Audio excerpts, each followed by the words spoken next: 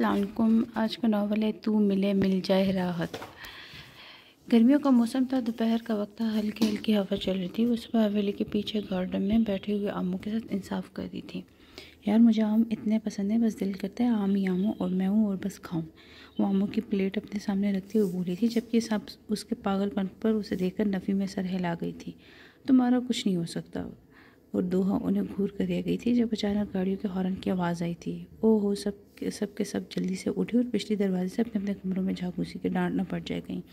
मगर दोहा ऐसा ऐसा जल्दी हॉल में दाखिल हुई थी और किचन में घुस गई थी और जल्दी से पानी का गिलास लिया। वो किचन से निकले तो सामने सोफे पर बैठे सरदार वहाज सुल्तान को देखा, जो अपना सर सोफे की टेक सेट लगाए आंखें मूंदे बैठा था।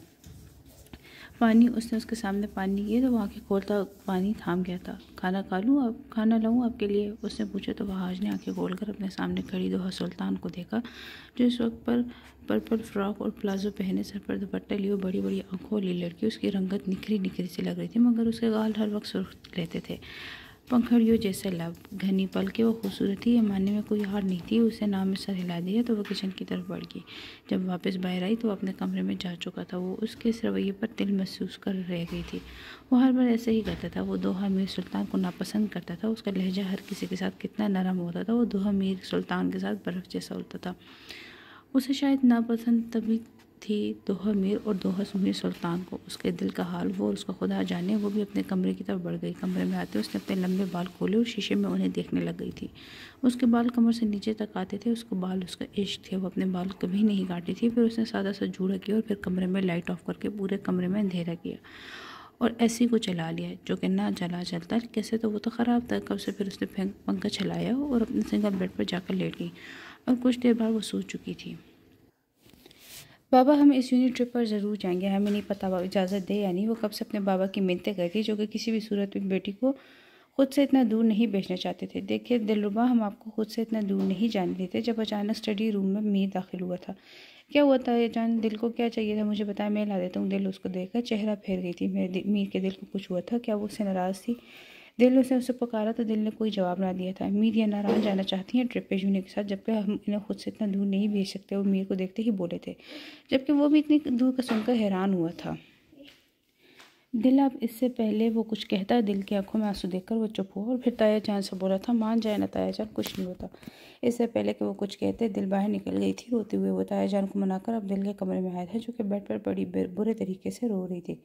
दिल, उसने उसे पुकारा मगर वो अनसुनी कर गई थी। दिल दिल मेरे दिल इधर देखो यार, रो मत, क्यों अपनी आंखों से कीमती मोती ज़ाया कर रही हो? ये आंखें रोने के लिए नहीं बनी, खामोश हो जाओ।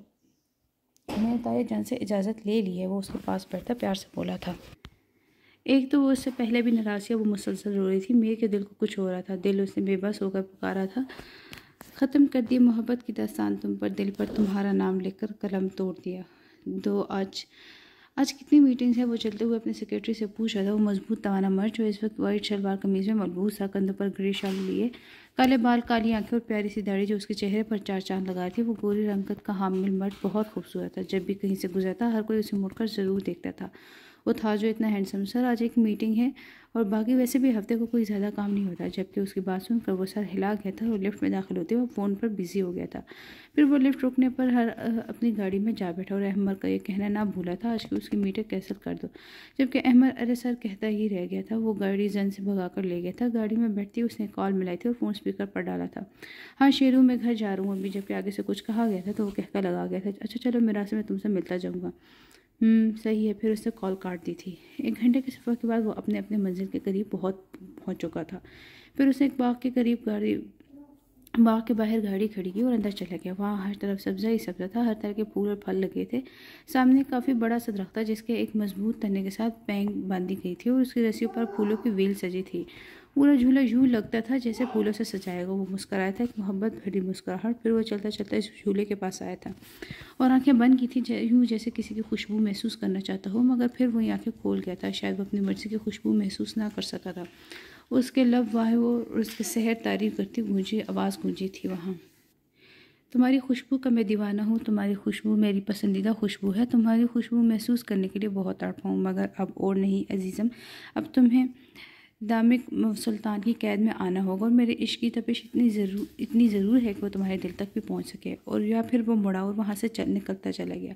कुछ देर बाद वो गाड़ी में बैठा, जब उसे कॉल आई, सॉरी यार लेट हो गया हूँ, वो रुशिया को फूल चाहिए थे तो मैं वो लेने चला गया था, माली से, जो यहाँ के करीबी बाग में होता है। फ़ोन कहाँ से लगाते ही उसे शेरू की आवाज़ आई थी, जबकि वो बस फ़ोन को घूरता रह गया था। अच्छा फिर आज मैं नहीं आ रहा, बहुत वक्त हो गया। और फिर सलाम दुआ के बाद फ़ोन बंद कर गया था।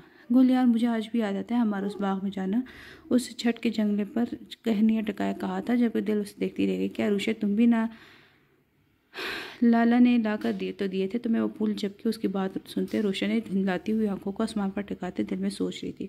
मुझे बाग में मौजूद इंसान याद आता है, उसकी वो सायरा रखें, उसके वो वायलिन की धुन याद आती है, वो उसका बात करने का अंदाज, वो उसका चेहरा याद आता है। मुझे तो वो बाग वाले याद आता है। फिर वो खामोशी से नीचे चली गई थी, वरना गुल उसके आंसू ज़रूर देख लेती। अच्छा अगर तुम अब भी ना चुप हुई तो मैं अब लंदन चले जाऊंगा और कभी वापस नहीं आऊँगा, उसे सोच कर कहा था। जानता था कि उसके बगैर नहीं रह सकती थी, जबकि वो उसकी इस बात पर झटके से उठ बैठी थी। मीर वो उसे नाराज़ नज़रों से देखा था और वो उसके इस अंदाज पर खिलकर हंसा था। ओके ओके, मैं कुछ नहीं कहता, तुम चुप हो जाओ। वो उसके आंसू पूछते थे अपने हाथे से और वो अब उसे देख रही थी। क्या बाबा ने इजाज़त दी थी? उसके पूछने पर सर हाँ में हिला दिया, जबकि वो खुशी से उछल पड़ी। क्या सच्ची मीर, हम नाराज़ जान गए? हाँ, और उससे सर हिला दिया ना, जबकि वो बच्चों की तरह खुश होती बेड पर कूद रही थी जब उसकी अम्मी अचानक कमरे में दाखिल हुई थी। दिलरुबा, ये क्या तरीका है? वो उसे बेड पर उछलते देखकर बोली थी, जबकि वो जल्दी से नीचे उतरी थी और अब मीर के पीछे चुप कर खड़ी थी। उनकी डांट से बचने के लिए मीर ने उन्हें बिना फुसलाकर कमरे से बाहर निकाला था। फिर वो दिल की जानिब मुड़ा था। दिल, आइंदा इतनी छोटी छोटी बातों पर अगर तुम्हारी आंख से आंसू निकला ना तो मुझसे बुरा कोई नहीं होगा। वो अब संजीदा लहजे में बोला था, जबकि दिल उसे आंखें फैलाकर देख रही थी। ऐसे वो कभी कभी बोलता था जब उसे दिल का किसी बात पर रोना बुरा लगता था, तो जबकि उसकी फैली आंखों को देखकर उसे बेख्तियार उस पर प्यार आया था और वो चेहरा फेर गया था। फिर दिल ने मुड़ते उसकी आंखों में देखा था, जहाँ उसके लिए प्यार ही प्यार था। वो नजर झुका गई थी। जानती हूँ ना, ये दिल तुम्हारे नाम पर धड़कता है, तुम मत तड़पाया करो दिल। वो इसका हाथ अपने सीने पर रखता वो बोला था। दिल के गाल शर्म से लाल हो गए थे। वो शर्मा कर नजरें झुका गई थी और फिर बाहर भाग गई थी। तुझसे वो आखिरी इश्क है मुझे, जब पहली बार हुआ है जाना। वो सोकर उठी तो देखा कि रात के 9 बज रहे थे। वो हैरान रह गई थी, उसे किसी ने नहीं जगाया था। वो जल्दी से उठी और नमाज पढ़ी। फिर वो नीचे गई तो उसके कदम सीढ़ियों पर ही रुक गए थे। डाइनिंग हॉल का दरवाज़ा खुला हुआ था और सब डिनर कर रहे थे। उसने देखा था नाना जान कैसे वो हाथ से बातें करते खाना खा रहे थे। बाकी सब भी बैठे सुकून से खाना खा रहे थे। किसी को उसकी कमी नहीं महसूस हुई थी, किसी ने उसे जगाया नहीं। क्या वो इतनी गैर अहम थी? उसका दिल को दुख से भर गया। और दोहा मीर भला क्यों किसी के लिए ज़रूरी होगी? वो वैसे ही वापस चलती थी। जानती थी कब ये महफिल रात देर तक जमेगी। और वो छत पर बैठी अधूरे चांद को देख रही थी। मामा, बाबा, अम्मी, काश आप लोग मेरे पास होते। एक आंख आंसू उसकी आंख निकलकर बेमोल हुआ था। फिर वो हाथों में चेहरा छुपाए रो दी थी।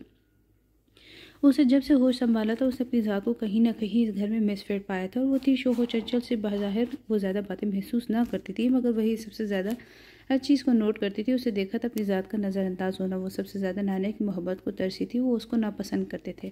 उन्हें उसका वजूद वो हमेशा से वहाँ गरा गुजरता था। ये बात हर कोई जानता था। वो नाने के लिए अपनी जान देने को तैयार थी और उसे उनसे बेपनाह मोहब्बत थी। वो नाने के लिए कुछ भी कर सकती थी, मगर नाना उसको देखने में पसंद नहीं करते थे। बाकी सब लड़कियों से उसकी दोस्ती भी थी। मामियाँ भी बस ठीक थी। उसके साथ कभी जब मूड होता तो उसे सुना देती थी। अपने मिजाज की मालिक थी वो सब भी। दोहा मीर की ज़ुबान भी जब चलती तो अपना जादू दिखा देती और अगले बंदे का पारा हाई करवा देती। तालीम भी उसको बस 10वीं तक दिलवाई थी। वो भी इसी इलाके के स्कूल से। वो बहुत से चीखी चला वो भी इसी इलाके के स्कूल से। वो बहुत चीखी चलाई, शोर मचाया, मगर उसको उससे आगे ना पढ़ने दिया था। उसको इसकी ज़िंदगी सुल्तान हवेली से शुरू होकर वही ख़त्म हो जाती थी। उसे बहुत शौक रहा पढ़ने का, मगर उसको ये ख्वाब कभी पूरा ना हो सका और शायद कभी होना भी नहीं था। वो उसे वहाँ बैठते बैठते वक्त एहसास ही ना हुआ। होश तो तब आया जब भूख से पेट में चूहे दौड़ने लगे थे। वो उठी उस नीचे की जानिब बढ़ी थी कमरे में वो उठी और नीचे की जाने बढ़ी थी। कमरे में आकर उसने मुंह धोया था और टाइम देखा तो रात के 12 बज रहे थे। हर तरफ सन्नाटा छाया हुआ था, सब सोए हुए थे। वो बाहर निकली और ऐसे ऐसे नीचे की जानिब कदम बढ़ाए थे। किचन में जाकर उसने लाइट ऑन की और जल्दी से जाकर हॉट पर देखा था, जहाँ उसकी रोटी पड़ी हुई थी।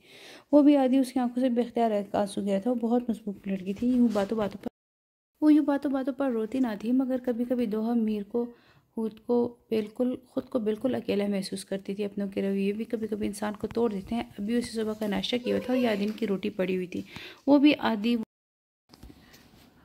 और फिर वही चेयर पर बैठकर खाने लगी थी। वो खामोशी से बैठा अपना काम कर रहा था लैपटॉप पर, जब अचानक उसे कॉफ़ी की तलब होने लगी थी। वो उठा और टाइम देखा, जो कि रात के 12 बज रहे थे। उसने स्लीपर्स पहने और कमरे से बाहर निकल गया था। नीचे आते किचन की साइड पर जब वो आया तो वहाँ की लाइट ऑन थी, यानी कोई था। किचन में वो ऐसे ऐसे चलता किचन के एक दरवाजे तक आया। जब उसे देखा कोई शेल्फ के करीब खड़ा था, सर झुकाया, वो उसे ही देख रहा था। जब उसे देखा वो दोहा को, जो कि भीगे चेहरे के साथ अब चेयर पर बैठी खाना खाई थी, उसे ताज्जुब से उससे आंसू देखे थे। क्या वो रो रही थी? मगर क्यों? वो किचन में दाखिल हुआ था जब दोहा यूँ अचानक उसे देखकर डरी थी, मगर फिर खामोशी से अपना खाना खाने लगी थी। जल्दी जल्दी वो उसके पास आता, वहाँ बैठ गया था। उसने हैरत से देखा था उसे खाते हुए। आज तो खाना बाहर से आया था, तो क्या वो नहीं जानती थी, या फिर उसे खाना नहीं खाया था जो अब खा रही थी? वो भी दिन वाला खाना। वो जानता था वो कभी यूँ पहले का पड़ा हुआ खाना नहीं खाती थी। उसे देखा वो अब खाकर जल्दी से उठी थी और बर्तन धोने लगी थी। दोहा, उसने पुकारा था। जी। वो डर कर मुड़ी थी। ये वक्त है खाना खाने का। जबकि उसके इस सवाल पर उसे वो वक्त याद आता जब वो डिनर करते हुए नाना जान के साथ हंस रहा था। जी क्यों? इस पर भी पाबंदी है क्या? सवाल का सीधा जवाब देना तो उसे सीखा ही ना था। जबकि उसके इस जवाब पर वो उसे घूर कर रह गया था। मेरे लिए कॉफ़ी बनाओ। दोहा मीर सुल्तान। और वो जो पोसे में होता था तो उसे पूरे नाम से पुकारता था। पहले तो उसका दिल किया कि दे के नहीं बनाती, मगर अब वो आधी रात को तमाशा नहीं चाहती थी। फिर वो कॉफ़ी बनाने लग गई थी, साथ साथ बड़बड़ा भी रही थी, क्योंकि वो जानती थी उसे तो हैंड्स फ्री लगाए हुए थे। वो कौन सा सुन रहा था? जबकि वो उसकी गोहर अफशाइयाँ सुन रहा था, क्योंकि वो बस हैंड्स फ्री लगाए बैठा था, फ़ोन नहीं यूज़ कर रहा था। उसने कॉफ़ी बनाकर वहाज के सामने रखी थी और फिर किचन से बाहर निकल गई थी। वो भी अपनी कॉफ़ी लिए किचन से बाहर निकल गया था। उसे इजाज़त मिल गई थी। अगले दिन वो मीर के साथ शहर जाकर ज़्यादा सी शॉपिंग कराई थी। फिर उसे पैकिंग की और वो मीर के सर पर खड़ी थी। उससे नए फ़ोन की डिमांड करी थी, जबकि पहले तो वो टालता रहा। फिर उसने उसके लिए नया फ़ोन ऑर्डर किया था और दिल खुशी खुशी उसके कमरे से चली गई थी। जबकि उसके जाने के बाद वो उठा और ताया जान के कमरे की जानिब चल दिया। उसे दरवाज़ा नॉक किया और इजाज़त मिलने पर वो अंदर दाखिल हुआ था। तायाजान, मुझे आपसे ज़रूरी बात करनी है। जबकि वो मुस्कराया, उसे बैठने को कहा था। हाँ तो मीर, क्या बात है? तायाजान, आप जानते हैं मेरा स्टडीज़ कंप्लीट हो गई है। मैं बिज़नेस भी साथ साथ संभाल रहा हूँ। मेरा हॉस्पिटल में भी बस कंप्लीट हो जाएगा जल्दी ही। वो मैं एक प्रोफेशनल डॉक्टर के लिहाज से अपनी जॉब संभाल लूँगा, इसलिए मैं चाहता हूँ कि अब मैं निकाह कर लूँ। उसने अब के उन्हें देखा था। अच्छा तो तुम निकाह करना चाहते हो? कोई लड़की है तुम्हारी नज़र में? उन्होंने जांचती नज़र से उन्हें देखा था। जबकि मेरी इस बात पर उन्हें देखकर मासूम शक्ल बनाया गया था। ताजन, आप जानते हैं मैं दिल से मोहब्बत करता हूँ, फिर भी। जबकि इसकी बात पर वो जानदार से मुस्कुराए थे। बरखुदार, हम जानते हैं तुम यही कहोगे, लेकिन अभी हम दिल के बारे में कोई फैसला नहीं करना चाहते। अभी वो छोटी है। जबकि मीर ने भी सर हिला दिया। हम छोटी तो वाकई है, लेकिन मैं चाहता हूँ कि उसके नाम के साथ मेरा नाम जुड़े, वो मुझे सोचे और मेरे नाम से जानी जाए। दिलरुबा सुल्तान के साथ मीर सुल्तान का नाम आए हमेशा। मीर, हम इस बारे में दिल के ट्रिप से वापस आने के बाद कोई फैसला करेंगे। ठीक है तायाजान, मगर जवाब हाँ में होना चाहिए। मीर ने इनसे कहा था तो मुस्कुराए थे और फिर बोले थे। मीर, तुम हमारे बेटों से भी ज़्यादा हमें अजीज़ हो। फैसला तुम्हारे ही हक में होगा। ओके, तो अब हैदर तैमूर, तुम शर्त आ गए हो। तुमको हमारी बात माननी पड़ेगी। आज फर्स्ट ईयर का फर्स्ट डे है, तो अब जो भी लड़की इस कॉरिडोर से दाखिल होगी तुम्हें उसे पटाना होगा, उससे आई लव यू कहलवाना होगा। जबकि उसकी बात सुनकर हैदर को कोफत हुई थी। वो कि हैदर तैमूर के लिए बाएं हाथ का खेल है। और फिर वो कॉरिडोर के पास खड़ा हो गया। जबकि उससे देखा एक लड़की चलती हुई आ रही थी। उसने ऊपर से नीचे तक देखा। जो भी थी खुले से फ्रॉक के साथ प्लाजो पहनी हुई थी। ऊपर एक काले रंग की चादर ली हुई थी जो कि उसके नाजुक से वजूद को ढांपे हुई थी। हाथों में कुछ किताबें थी, कंधे पर बैग और चेहरा छुपा हुआ था। आंखें नजर आ रही थी। हैदर ने बेजारी से सर झटका। ये तो कोई बहन जी टाइप लड़की है, पता नहीं पिटेगी भी या नहीं। ये तुम बोल रहे हो जिसके पीछे न जाने कितनी पागल है। हाशिर की बात सुनकर वो कहका लगाते हुए बोला था। हाँ ये तो सही है, मगर उसे देख कर तो लगता है इसके साथ रहने से मेरा अपना स्टैंडर्ड लो हो जाएगा। और फिर उस लड़की की जानिब चल दिया था और अचानक उसे टकराया था। वो अपना तवाज़ुन बरकरार ना रख सकी। इससे पहले कि वो गिरती, हैदर ने उसे थामा था और वो जो आंखें बंद कर गई थी, अपने आप को नीचे ना गिरा महसूस करके उसने आंखें खोली थी। वो जल्दी से सामने देखा जहाँ कोई उसे थामे खड़ा था। वो जल्दी से पीछे हुई थी, जबकि वो उसे गुस्से से घूर रहा था। अंधी हो क्या, देखकर नहीं चल सकती? जबकि इतनी सी बात पर हालांकि आंखें भीगी थी। सॉरी बोले उसके गुस्से से बोलने पर उससे झुका सर उठाया। उसे देखकर, उसकी भीगी आंखें देखकर वो हैरान हुआ था। इतनी सी बात पर कौन रोता है? वो हैरत से उसे देखता बोलता था। जबकि उसके ऐसे कहने पर वो उसे देखते सॉरी कहते नीचे झुकी और अपनी किताबें उठाई। हैदर उसे जाता हुआ देख रहा था। फिर पुरस्कार से मुस्कुराया और आगे बढ़ गया था। जबकि उसका फ़ोन बजो से देखा तो उसकी बहन की कॉल थी। वो मुस्कुराया और अपनी बहन का फ़ोन उठाया और फिर बोला था। चंदा, तुम्हारा सामान मेरे पास है। जो कुछ कहा था, जब आऊँगा तो लेकर आऊँगा। और फिर काफ़ी देर बात करने के बाद उसने कॉल बंद कर दी थी और अपने अपार्टमेंट चला गया था। एयरपोर्ट से बाहर निकलते ही उसे गहरा सांस अंदर खींचा था और आंखें बंद करके खोली तो मुस्कुराया था। पुरस्कार मुस्कुराहट से वैसी मुस्कुराहट जैसे किसी को तबाह करने के बाद चेहरे पर आती है या किसी को तबाह करने के ख्याल से आती है। फिर वो मुस्कुराहट सिमट गई थी और यूँ लगा जैसे वो कभी मुस्कुराए ही ना हो। वो पार्किंग की जानिब आया और अपनी गाड़ी में बैठा था और फिर गाड़ी जन से भगा कर ले गया। वो 5 साल बाद वापस आया था। क्यों आया था? इंतकाम लेने, किसी को बर्बाद करने। वो अपने स्टडी रूम में बैठे हुए कोई किताब पढ़ रहे थे जब कोई अंदर दाखिल हुआ। उन्होंने सामने उसे देखा। उसके चेहरे पर मुस्कुराहट फैल गई थी। आओ नौजवानों, आज अपने दादा की याद कैसे आ गई? उसे बैठने का इशारा करते हुए बोले तो वो जानदार सा मुस्कुराया था। दादा, आपको तो मैं भूला ही कब था। अच्छा मुझे ये बताया, वो लंदन की मीटिंग में कौन जा रहा है? वामिक का उसकी दूसरी मीटिंग है और बाकी सब भी कहीं ना कहीं फारिग तो नहीं है। लंदन कौन जाएगा? उसके बाद सुनते ही सोच में पड़ गए। फिर बोले तुम चले जाओ, 2 दिन की ही तो बात है। जबकि वो हाँ में सर हिला गया। ओके, जैसे आप कहें, मुझे तुमसे एक मामला डिस्कस करना था वहाँ आज। उन्होंने अजीब से लहजे में कहा तो वो चौंक गया। जी कहिए, क्या बात है दादा? मैं चाहता हूँ कि मैं इस लड़की की शादी करके इसे कहीं किसी के साथ रुखसत कर दूँ। मैं मज़ीद इसे अपने घर में बर्दाश्त नहीं कर सकता। वहाज ने अचंभे से उन्हें देखा। भला वो किसकी बात कर रहे थे? दादा, आप किसकी बात कर रहे हैं? मैं समझा नहीं। जबकि वो उसे देखते सड़ लहजे में बोले थे, मुझे इस घर में सिर्फ एक ही वजूद का नाम लेना पसंद नहीं। जबकि एकदम उसे समझ आया था वो किसकी बात कर रहे हैं। वो दोहा मीर सुल्तान की बात कर रहे थे। एक ही वजूद जो उनके लिए नाकाबिले बर्दाश्त था। दोहा का नाजुक सा सरापा उसकी आंखों में लहराया, उसके दिल में हलचल मची थी। वो लब भींच गया। मगर दादा, अभी वो सिर्फ 18 साल की हो और तारीख गवाह है, सरदार वहाज सुल्तान आज पहली बार दोहा मीर सुल्तान के हक में बोला था और शायद आगे भी बोलने वाला था। हमें इस चीज़ से कोई सरोकार नहीं। वो लड़की हमारे लिए ना पहले अहमियत रखती थी और ना ही अब रखती। हमने इसे अपने जाने वाले से बात की। वो जल्द ही कोई रिश्ता ढूंढ कर हमें बताएंगे और हम इस लड़की को इस घर से चलता कर देंगे। वो गुस्से से बोले थे। जबकि वहाज उनकी बात सुनता फ़कत सर हिला गया था। उसकी आंखों में बार बार दोहा मीर सुल्तान का सरापा लहरा रहा था। वो सर झटक गया। वो घर आते साथ अपने कमरे में घुस गई थी और फिर शाम तक सोती रही थी। अभी वो उठी तो शाम के 5 बज रहे थे। उसे शॉवर लिया और नीचे चली गई। वाह जी वाह, उठ गई महारानी जी। अम्मा ने उसे देखते कहा तो वो लब भेज गई थी। अपने लिए खाना निकालते वो वापस कमरे की जान में पड़ गई थी। उनकी ऐसी बातों की वो आदी थी, जानती थी वो हर काम में जहर घोलना उनका पसंदीदा काम था। उनकी बातों पर उसका दिल तो बहुत दुखता था मगर कभी बाज ना आई थी। उसको हर वक्त उसके आम से शक्ल सूरत के ताने देती नूरी बेगम कभी ना थकती थी। वो उनकी सुतीली माँ थी मगर हाला के साथ आंखों रवैया बहुत बुरा था। जब उसकी आम सी शक्ल सूरत थी। वो 4 बहन भाई थे और सबसे पहले राहिब कमाल शाह, फिर हसन शाह, फिर साले शाह और फिर हाला शाह मामा की वफ़ात तब हुई जब हाला 3 साल की थी। फिर बाबा ने दूसरी शादी कर ली। इनसे इनके 2 बच्चे थे, एक सना शाह और एक शुराइम शाह जो सबसे छोटा था। हालांकि सिर्फ शुराइम से दूसरी थी, बाकी सना तो उससे जब भी बात करती नूरीन बेगम उसे बातें सुनाती। भाई उसके बाबा के साथ बिजनेस और ज़मीनें संभालते थे। भाभियाँ उसकी तीनों काफ़ी अच्छी थी। वो ज़्यादातर अपने भाई की बेटी को संभालते हुए पाई जाती। इस छोटी सी 5 साल की गुड़िया में उसकी जान थी। आज उसका यूनी में पहला दिन था जो कि बस गुजर गया था किसी तरह। और आज का वाक़या याद आते ही उसका दिल धड़का था। अगर उस लड़के के साथ कोई देख लेता तो। इस सोचते वो काम गई थी। फिर वो किताबें लेकर पढ़ने बैठ गई। फिर आज रात तक पढ़ते पढ़ते कब उसकी आँख लगी थी उसे इल्म ही ना हुआ। जैसे ही उनकी बस मरी में दाखिल हुई, दिल के लबों से वाह बेख्तियार निकला था। हर तरफ बर्फ़ ही बर्फ़ देखकर उसका दिल चाहा कि वो जल्दी से बर्फ़ से खेले। वो क्यूट क्यूट से मुंह बनाती इस वक्त बहुत प्यारी लग रही थी और कोई इसकी हर हरकत को बड़ी फुर्सत के साथ देख रहा था। इन आंखों में एक अजीब से सरतास होता, लबों पर एक पुरस्कार से मुस्कुराहटी। वो बिलाशुबा एक हसीन मर्द था। वो किसी भी लड़की का आइडियल हो सकता था। फिर कुछ देर बाद उनकी बस होटल पहुंची तो स्टूडेंट्स रेले की तरफ बाहर निकले थे। फिर सब अपने अपने रूम्स की जानिब चल दिए थे।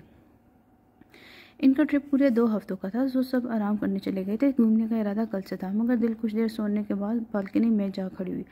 हर तरफ बर्फ़ ही बर्फ़ थी। वो इस मंजर में खो सी गई थी। अब उसे अपने पेट में चूहे दौड़ते हुए महसूस होते हैं मगर वो कमरे से बाहर अपने दोस्त के साथ जाना चाहती थी। सो इसने इधर उधर नज़र दौड़ाई जब उसे अपने कमरे की बालकनी से दाईं तरफ एक सेब का दरख्त नजर आया जिस पर इतने प्यारे प्यारे सेब देखकर उसके मुंह में पानी भर आ गया। उसने देखा तो दरख्त वाला रूम की बालकनी के बिल्कुल सामने था और अगर उस बालकनी पर जाती तो उसे उतार सकती थी। उसने इर्द गिर्द देखा तो कोई ना था। वो जल्दी से इस बालकनी में कूद गई थी। फिर वो आराम से छोटी सी दीवार पर खड़ी हुई हाथ आगे करते सेब उतारने लगी। उसे ये तक याद ना था कि अगर यहाँ से गिरती तो उसकी कोई हड्डी ना बचती। अचानक हाथ आगे करते उसका पैर फिसला। उससे पहले कि वो गिरती उसके मुंह से जोरदार चीख निकली और दोनों हाथों से दीवार थाम गई थी। अगले दिन वो सब लड़कियां नरमीन के कमरे में घुसी गप्पे लड़ा रही थी जब हदी ने सबको अपनी जानिब मुतवज्जो किया था। ये देखो सब, ये ज्वेलरी कैसी है? मैं ऑर्डर कर रही हूँ, किसी को कुछ मंगवाना है? हाँ, दोहा ने झपट लिया था और अपने सामने किया था क्योंकि उसके नोजपिन पहनने का शौक चढ़ा था। इन दिनों सुराख भी उसने 1-2 दिन में करवाना था। उसे नोजपिन से लटकी और हदी को लैपटॉप दे दिया था। दानी ने उसको हैरत से देखते बोली, तुमने नोजपिन लेनी है? हाँ, वो सर हिलाकर जवाब देगी। मगर तुम तो नहीं पहनती ना? उसने हैरत से पूछा। हाँ ना, मगर अब मेरा दिल कर रहा है नोजपिन पहनने को। और फिर वो लोग किसी और बात की तरफ मुतवज्जो हो गई मगर दरवाजे में खड़े वहाज सुल्तान ने उसकी बात सुननी थी और वो किसी काम से आया था तो वापस मुड़ गया। वो कल से दादा की बात मुसलसल सोच रहा था मगर न जाने कि वो बेचैन सा था। वो इतने बड़े गांव का सरदार कल से सिर्फ इस बात पर बेचैन था कि दादा ने दोहा की शादी की बात की थी वो उससे 10 साल छोटी थी और वो नहायत बदतमीज़ थी। अगले बंदे को मुंह पर जवाब दे देती थी। वो हाथ से तो उसके पहले भी कभी ना बनी थी और वो इससे बात भी कम ही करता था, मगर उसे आज भी याद है कि दोहद मीर 8 साल की थी। वो उसे कितनी अटैच थी, हर काम उसे कहती और उसकी हर बात मानती थी। और फिर एक भयानक रात के बाद वो चला गया अमेरिका। दोहा बदल गई थी। जब वो वापस आया तो ना उसे पहचानती मिलाई थी, ऊपर से उसको बदतमीज़ी करना, जवाब देना, इस सबसे बाहर को उस पर गुस्सा आता था। उसे डांट देता था। ऐसा ऐसा वो अजनबी से बन गए थे, मगर कल से उसका जहन होता नशीर था दादा की बात सुनकर। हर हफ्ते उनके गांव में नाक और कान सिलाई करने वाली मासी आती थी और अभी वो इसी का इंतजार कर रही थी। बाहर बाग में बैठकर बाकी लड़के भी बैठी गप्पे मार रही थी। वो बार बार दरवाजे की जानिब देखती, फिर चक्कर काटने लग जाती थी। जब अचानक वो हाज अपनी गाड़ी की जानिब जाता दिखाई दिया था। साथ नौकर ने उसका सामान पकड़ रखा था और वो डिग्गी में रख रहा था कि दोहा मीर उसे देख ही रही थी कि वह हाज दोहा पर किसी की नज़रें खुद पर किसी की नज़रें महसूस करके उसने इर्द गिर्द देखा तो उसे दोहा मीर खुद को महसूस हुई थी। दोनों की नज़रें मिली थी। दोहा एकदम से रुख मोड़ गई थी और वह हाज सुल्तान का दिल जोर से धड़का था। फिर वो गाड़ी में बैठते गाड़ी जन से भगाकर ले गया। उसने मुड़कर गेट से निकलती इस कार को देखा। वो आज भी उसके सीने में धड़कता था। वो उसके अंदर किसी मर्ज के जैसा था, जानलेवा मर्ज जो उसके मरने पर ही ख़त्म होना था। वहाज सुल्तान उसके अंदर बाहर हर तरफ था। वक्त गुजर गया, मगर वो आज भी वहाज सुल्तान के इश्क की कैद में थी। वो ऐसी कैद थी जिसे आज़ादी सिर्फ तब हासिल होती है जब उसकी रूह उसके जिस्म से आज़ाद होती। दोहा मीर सुल्तान आज भी वहाज की इस रात कहे लफ्ज़ों की कैद में थी। वो लफ्ज़ जो उसे बंजर कर गए थे, वो रात पुरानी दोहा मर गई थी और जो बची थी वो कहीं अंदर दिल के कोने में सिसकती थी। वो पत्थर हो गई थी, मगर अपने जज्बात उसे छुपाने आ गए थे लोगों से। अपने पर गुजरी क़यामत की मैं वाहिद गवाह हूँ। मैं ही जानती हूँ जो दर्द मैंने सहा है। अगले दिन उसे जब यूनी में कदम रखा तो उसे हैदर तैमूर सबसे पहले नजर आया था। वो निगाहें झुकाकर गुजर जाना चाहती थी, मगर उसका रास्ता रोक गया था। बात सुनने लड़की उससे पुकारा था। जी। वो अटक कर बोली थी, मुझे तुमसे सॉरी कहना था कल के लिए। सॉरी?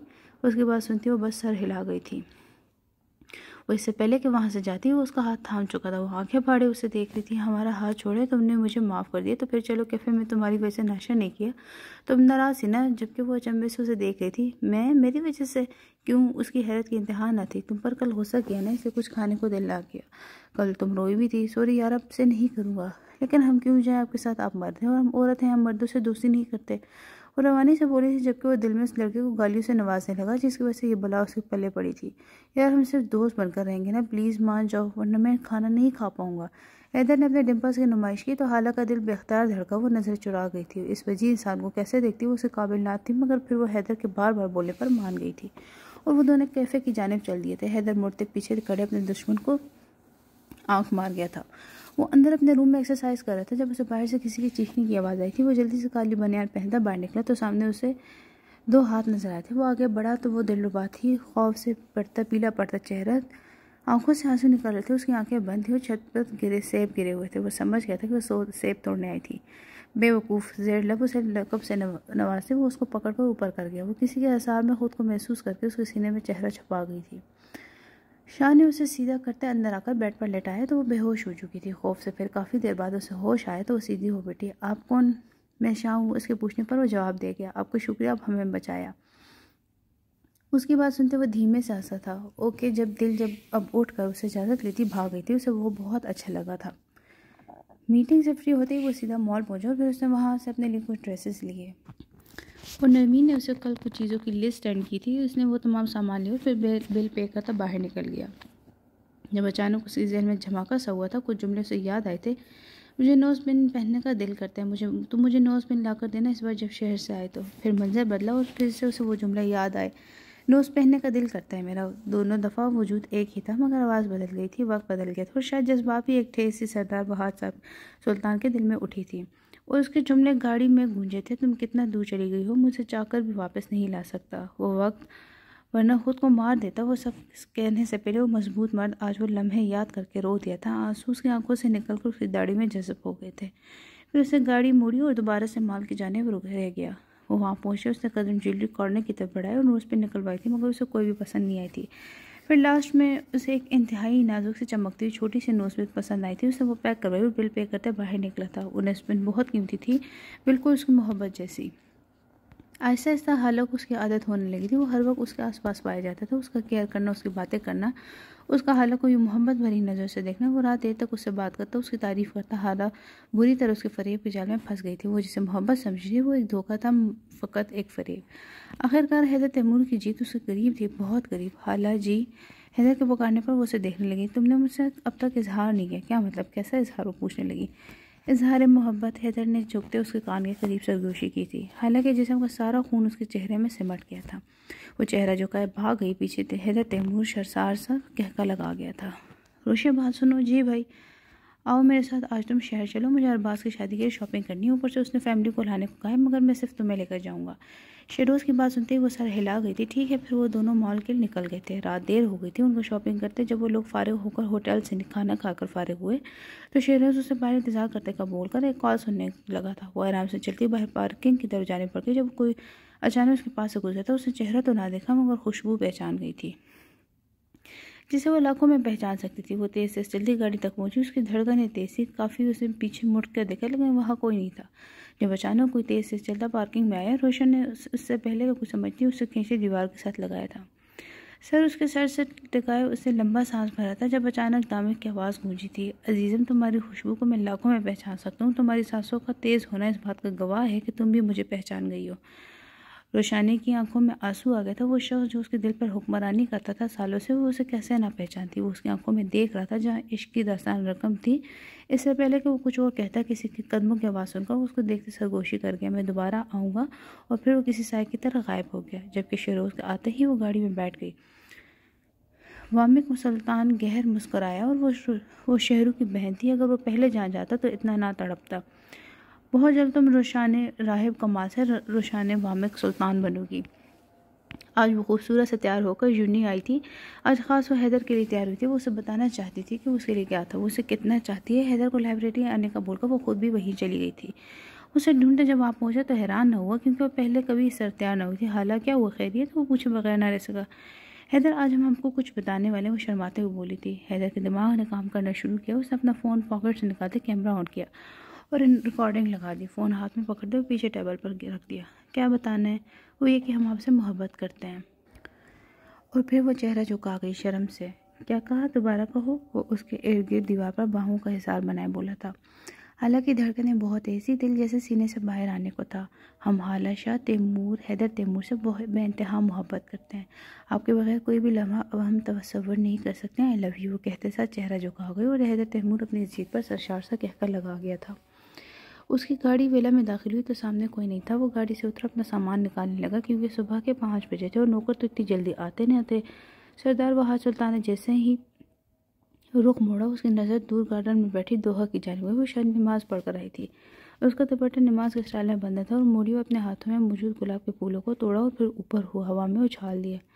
उसके चेहरे पर जो फूलों की पत्तियां पड़ी तो आंखें नीचे खिलकर मुस्कुराई थी। उसको बच्चों की तरह खुश होते देखकर सरदार वहाज सुल्तान धीरे से मुस्कुरा दिया। दोहा के नाक में नोजपिन चमक रही थी। उसके नाक पर वो नोजपिन बहुत अच्छी लग रही थी। सरदार वहाज सुल्तान इस नोजपिन को देखता हार गया था। वो नीले आंखों वाला सरदार अपना दिल हार गया था। फिर अपना सामान उठाया वो अंदर की जानिब बढ़ गया था। किसी ने यह मंजर जलती हुई आंखों से देखा था, हसद में जलती हुई निगाहों से। फिर उसके चेहरे पर शातिराना मुस्कुराहट फैली थी। वो जान गई थी कि अब उसे क्या करना है। दिलरुबा को अगले दिन पता चला कि वो उनके फिज़िक्स के प्रोफेसर शाह थे। उसे खुशी हुई क्योंकि उसका फेवरेट सब्जेक्ट फ़िज़िक्स था। और फिर आज वो लोग बाजार गए थे। सबने कुछ न कुछ लेना था। वो एक दुकान पर खड़ी चूड़ियाँ देख रही थी जब उसे पीछे से आवाज़ आई, तुम्हारे हाथों पर सुर्ख रंग की चूड़ियाँ अच्छी लगेंगी। वो मुड़ी तो पीछे शाह खड़ा था। जी? उसने हैरत से उसे देखा तो गाल एकदम लाल हुए थे। वो दुकानदार से चूड़ियाँ पकड़ चुका था और उसके सामने की। मैं आए। दिलरुबा सुल्तान हाथ आगे किए। शाह ने उस चूड़ियाँ उसके कलाई में पहनाई थी और दिल ने अपना हाथ उसके हाथ पर देखकर उसकी तरफ देखा, जो उसे ही गहरी नज़रों से देख रहा था। वो जल्दी से अपना हाथ खींची वहाँ से भाग गई थी। धड़कनें संभाले ना संभल रही थी। शेरू, मुझे तुमसे बात करनी है। वामिक उसको मुखातिब करता हुआ बोला। हाँ जी मेरे यार, बोल, क्या हुआ है? देखो, तहम्मुल से सुनना, गुस्सा ना करना। वो उसे देखता रह गया। तो ये चोट लगी है क्या जो यूँ इतने आराम से बोल रहा है? शेरोज़ खैरियत से बोला। तो फिर मेरी बात सुन, फिर बोलना। वामिक फिर से बोला। अच्छा बोलो, क्या बात है? वामिक उठा और दूर जा खड़ा हुआ। बात यह कि तुम जानते हो ना, सालों से मैं किसी से इश्क करता हूँ। वो लड़की मुझे कल मिली और मैं उसे पहचान गई। वो भी मुझे देखते ही पहचान गई थी। यार मैं उसके बगैर अब नहीं रह सकता। कौन है वो शेरू? तेज़ी से जब बोला। वो जानता था कि वामिर की सालों की मोहब्बत, वो जानता था उसका यार कितना तड़पा था। उसका नाम रुशान राहिब कमाल है। उसे रेस्टोरेंट से जाते उसकी तमाम डिटेल्स निकलवाई थी। तब उसे पता चला कि वो लड़की जिसके इश्क में वो न जाने कितने सालों से तड़पा था वो उसके दोस्त की बहन नहीं है, वो रुशान राहिब कमाल थी। वो लड़की जिसने सबसे पहले उसके दिल पर दस्तक दी थी। क्या शेरू को झटका लगा था? हाँ, वो उसको सर देखता सर हिला गया था। वामिर को शेरू दोनों दोस्त थे, बचपन से जिगरी यार थे। वो दोनों जानते थे कि उनके ख़ानदानों के दरमियान बहुत सालों से पुरानी दुश्मनी थी। शाह और सुल्तान कभी एक नहीं हो सकते थे। दोनों ख़ानदान बदले की आग में आज भी जल रहे थे, जबकि मगर शेरू और वामिर कभी जुदा न होने वाले दोस्त थे। जिगरी दोस्त एक दूसरे की जान थे। वो अब उन्हें कुछ तो करना था ना। वो दोनों यानी अब कोई प्यार जुदा करने वाला ना हो। वो दोनों एक नए अज़म से उठे थे और अब न जाने किस्मत में क्या लिखा था। वो सब बाग में बैठी थी जब वहाँ रुकी आई। उसे सब लड़कियों को शॉपर दिए थे, उनमें सब सामान था कि सबने वो हाथ से बोला था लाने को। दोहा खामोशी से वहाँ से उठ गई थी। उसने कुछ न मंगवाया था। कभी ना कभी वह या किसी दूसरे बाहर जाते उसे पूछा था कि उसकी क्या लिस्ट है सामान की। जैसे बाकी लड़कियों से उनके भाई पूछते थे तब उसकी ही सिर्फ शॉपिंग होती थी। जब वो लोग अपनी अम्मियों के साथ शहर जाती थी दोहा मीर का भी दिल चाहा कि वो भी किसी से फरमाइश करे, मगर वहाँ कोई ऐसा ना था जो उसके दिल का हाल जानता हो। वो हमेशा आखिर में आती थी और वो कमरे में आती और फूट फूट कर रो देती थी। इसके मामा बाबा होते तो उसकी हर ख्वाहिश पूरी करते, अगर होते तो वो न जाने कितने सालों से एक मोहब्बत भरी आगोश को तरसी थी। हमें वो मज़ीद रोकर अपनी आंखों का बुरा हुशर करती। दरवाज़ा बजा था। उसने खोला तो सामने रुकी थी। आपको सरदार साहब बुला रहे हैं। वो उसका आने का बोलती दरवाज़ा बंद कर गई थी। वो जल्दी से मुँह धोती अपने कमरे से निकली। वह हाज के कमरे की जानिब जल्दी थी। दरवाज़ा नॉक करने पर जब इजाज़त मिली तो वहाँ अंदर दाखिल हुई थी। आपने बुलाया था? उसने भारी आवाज़ में पूछा। वो मुड़ा और उसको एक डब्बा थमा दिया था। ये लो तुम्हारे लिए। उसका बाहरी लहजा महसूस कर चुका था, यानी कि वो रो कर आई थी। मेरे लिए? उसे हैरत हुई। भला सरदार वहाँ सुल्तान उसके लिए भी कुछ ला सकता है। हाँ तुम्हारे लिए, तुम्हारे पास आर्टिफिशियल थी इसलिए ये लाई है। वो उसकी नोज़पिन को देखते बोला, वो जो अब भी चमक रही थी। मगर मुझे इसकी ज़रूरत नहीं है, उसे डिब्बे में नोज़पिन को देकर कहा। हालांकि उसका दिल चाहा कि ले ले, मगर वो क्यों उसका स्थान लेती? भला तोहफे को इनकार नहीं करते और तुमसे पूछ कर नहीं लाई मैं। इसने संजीदा लहजे में कहा, क्योंकि उसने दिल ख्वाहिश की थी कि वो दोहा मीर सुल्तान वो नोज़पिन पहने। दोहा ने वो डब्बा पकड़ा और कमरे से बाहर निकल गई थी। आखिर आप कब इस घर से चलता करेंगे? वो तेज़ लहजे में उनसे बोली थी। बस कुछ वक्त, फिर जल्द ही वो यहाँ से चली जाएगी। वो तहम्मुल से बोले थे। आज मैंने फिर सालों बाद सरदार की आंखों में उसके लिए वो पुराने जज्बात देखे हैं। वो उनको देखी तमस्कर से बोली थी तो वो चौंक गए थे। क्या तुम सच कह रही? वो हैरत से बोले। हाँ, वो ध्यान रखिएगा कि ये बात सरदार को ना मालूम हो, वरना वो कहर बर्पा कर देगा। कभी भी दोहा मीर सुल्तान फिर हमारी ज़िंदगी से ना जा सकेगी। और फिर वो उठकर कमरे से निकल गई, जबकि वो गहरी सोच में थे। ओ मेरी जान, वो प्यार से कहता, उससे पहले झुकता, उसके माथा चूमता, जल्दी से बाहर भाग गई थी। यस, वो ज़ोर से हाथ दीवार पर मारता सरदार से बाहर जाने बढ़ गया था। अब तुम्हें मैं बताऊं कि हैदर तैमूर क्या है? इस लड़के को पार्किंग में बुलाते हैदर खड़ा था। जब वहाँ पहुँचा और हैदर उसको देखता बोला, ये देख साले, इस थर्ड क्लास लड़की ने मुझे आई लव यू बोल दिया। मानता है कि नहीं? हैदर उसको देखता बोला। तो अच्छा क्या सबूत है तेरे पास? उसे देखता बोला था। वहीं दूसरी तरफ एक वजूद जंजीर हुआ था। वो मुड़ा, उन लड़कों के थोड़ा करीब हुआ। ये देख। हैदर ने वीडियो चलाई जो उसने लाइब्रेरी में बनाई थी। पार्किंग एरिया में इस वक्त एक वजूद पर क़यामत गुजरी थी। वो लफ्ज़, वो आवाज़, वो चेहरा वो कैसे भूल सकता था? वो तो हालाशाह ही हालाशाह। फिर है वो पीछे मुड़ा था। वो पार्किंग में खड़े लड़के सातों आसमान पर आ गए थे। ये तो वही थी ना जिसकी तस्वीर से उसे कल हाला ने दिखाई थी। वो शख्स जो उसकी हाला की मोहब्बत था, वो सब उसे जो उसे हाला ने बताया था। वो मुड़ा और वहाँ से चला गया था।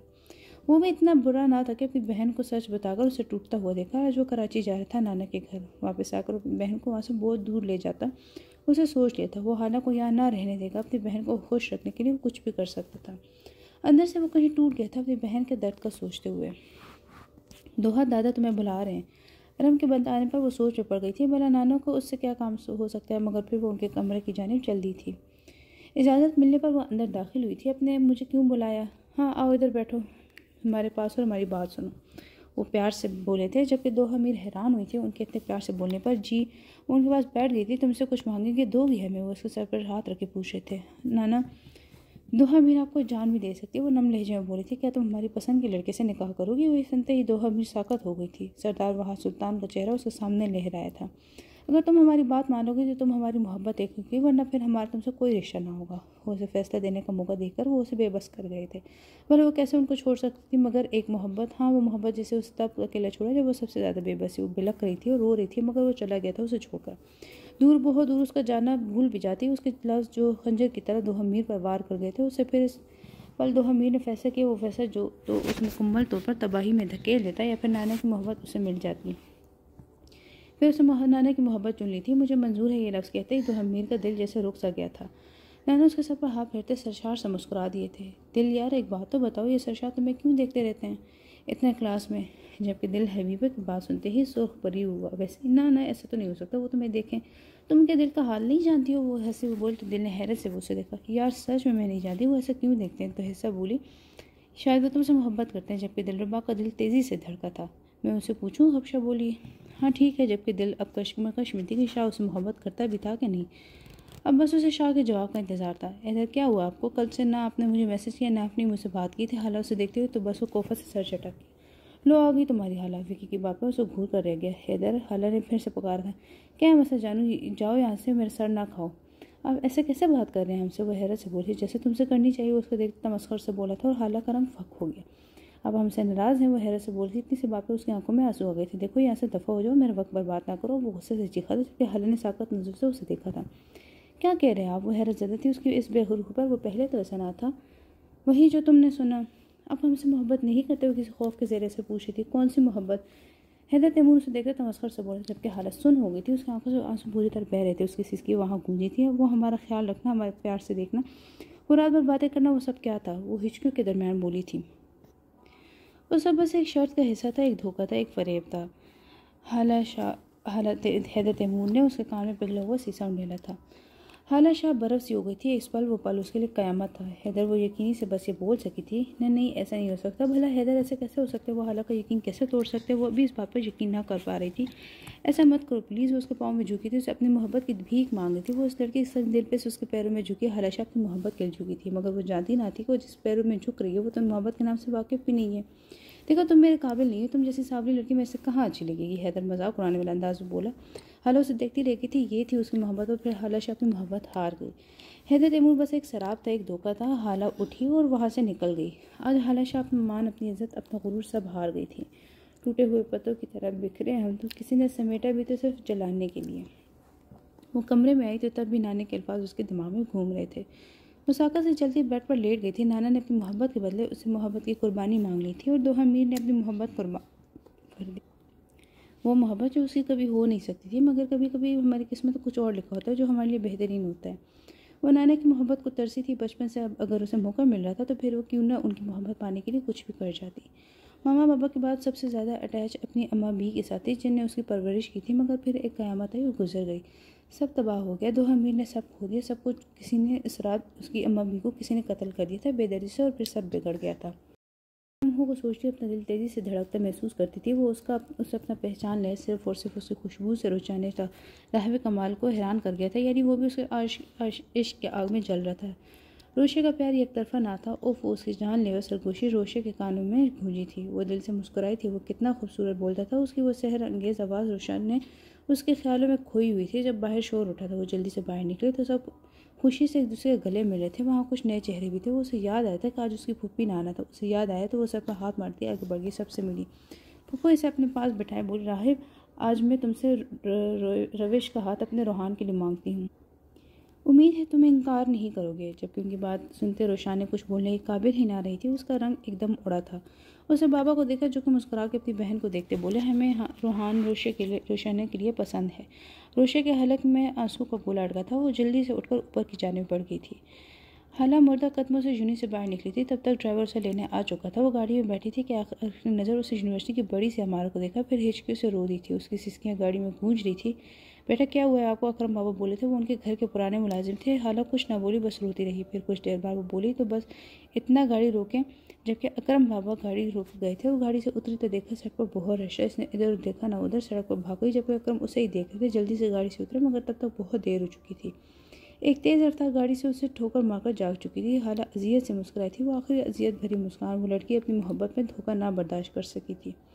मौत को गले लगाकर बैठ गई थी। उफ, हाला शाह उसे खुदकशी की करने की कोशिश थी। वो लड़की जो ज़िंदगी से बहुत प्यार करती थी, उसे एक दरिंदे ने अपनी झूठी मोहब्बत के जाल में फंसाकर उसे तोड़ दिया था। इस लड़की ने अपनी ज़िंदगी हारना बेहतर जाना था। बेवफा की याद की बढ़ाए। फिर उसकी आंखें बंद हो गई थी, सर से मुसलसल खून बह रहा था। अकरम उसे जल्दी से अस्पताल ले गए थे। फिर 6 घंटे बाद उसके लब हिले थे। वो अपने शुराइम को भुला रही थी। वो पहली फ़्लाइट से वापस आया जब उसे खबर मिली कि उसकी बहन ने अपनी जान लेनी चाहिए। वो साकत हो गया था कि यानी कि वो जान गई थी सब। वो मोहब्बत जिसका उसे भरम था वो फ़कत एक फरियाद थी। वो बाहर खड़ा था ICU के। जब उसे पता चला कि हाला उसे बुला रही है, वो जल्दी से अंदर दाखिल हुआ। न जाने कितने ही आंसू उसकी आंखों से बेमोल हुए। शुराइम वो अटक अटक कर बोली थी। वो लड़का सिसक उठा था। आप ही क्या कर लिया ये? हालांकि हालत ख़राब हो रही थी। आप ही हालांकि ज़ुबान से टूट टूट कर लफ्ज़ निकलते। वो उसे बता रही थी कैसे हैदर तैमूर ने उसको झटक दिया। वो सिसकती रही, रोती रही। ज़ालिम को रहम ना आया। आप ठीक हो जाए, हम उससे बदला लेंगे। अपी वो बोला तो हालत नफ़ी में सर हिला गई। मैं मर जाऊँगी। उसको चाहना मेरी गलती नहीं, गुनाह था। तब मेरी डायरी मुकम्मल करना शेर।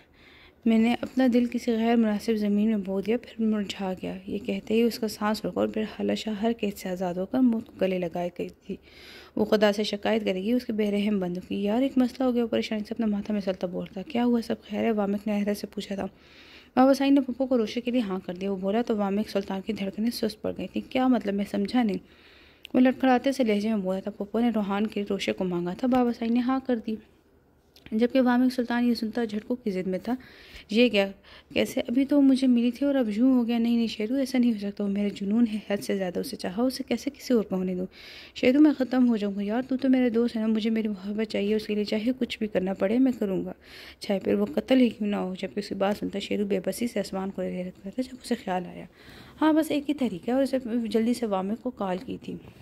दोहा किचन में खड़ी थी। जब उसे भला वो बुलाया, वो आया कि नाना साईं उसे बुला रहे हैं।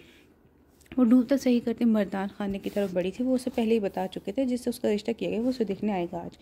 जब बैठक के दरवाजे के सामने पहुंची तो उसका दिल चाहा कि यहाँ से भाग जाए, मगर वापसी का रास्ता ना था। वो हाँ कर चुकी थी। डूबते दिल के साथ वो अंदर दाखिल हुई तो नाना ने उसे अपने पास बैठाया था। ये है दोहा। सामने बैठे वजूद को देखते बोले, ओह अच्छा, अस्सलाम वालेकुम, मैं हसन अलवी हूँ, आपके दादा का बिजनेस पार्टनर।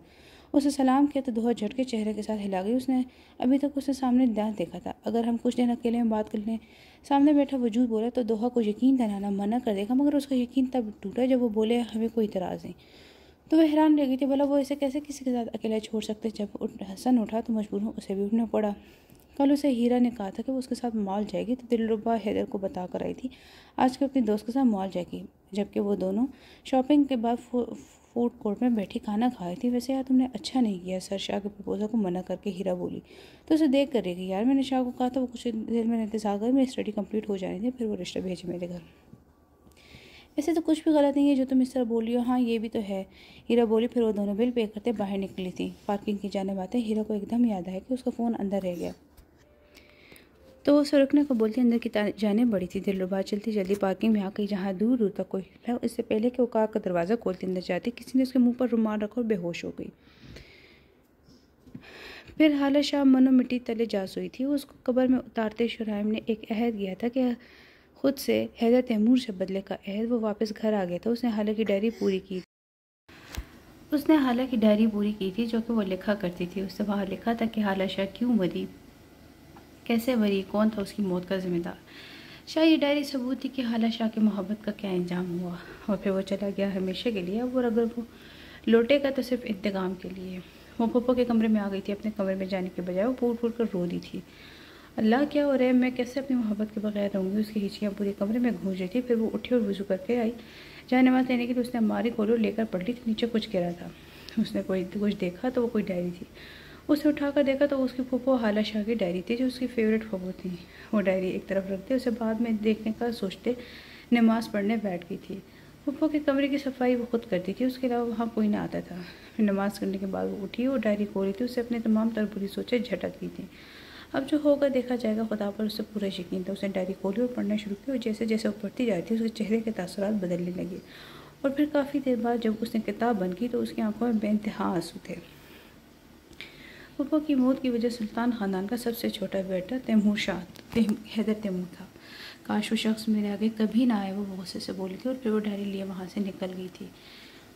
उसने कमरे में आते अपने छोटे चचा को कॉल थी। बस वही बता सकते थे कि सुल्तान ख़ानदान के साथ क्या हुआ, क्योंकि इस डायरी में उनका भी जिक्र था।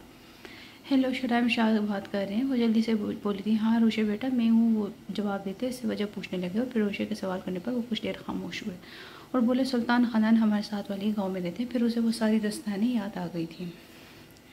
उसे होश आया तो वो किसी कमरे में थी, इससे पहले कि वो समझती कोई अंदर दाखिल हुआ था और आने वाले को देखकर वो साकत रह गई थी।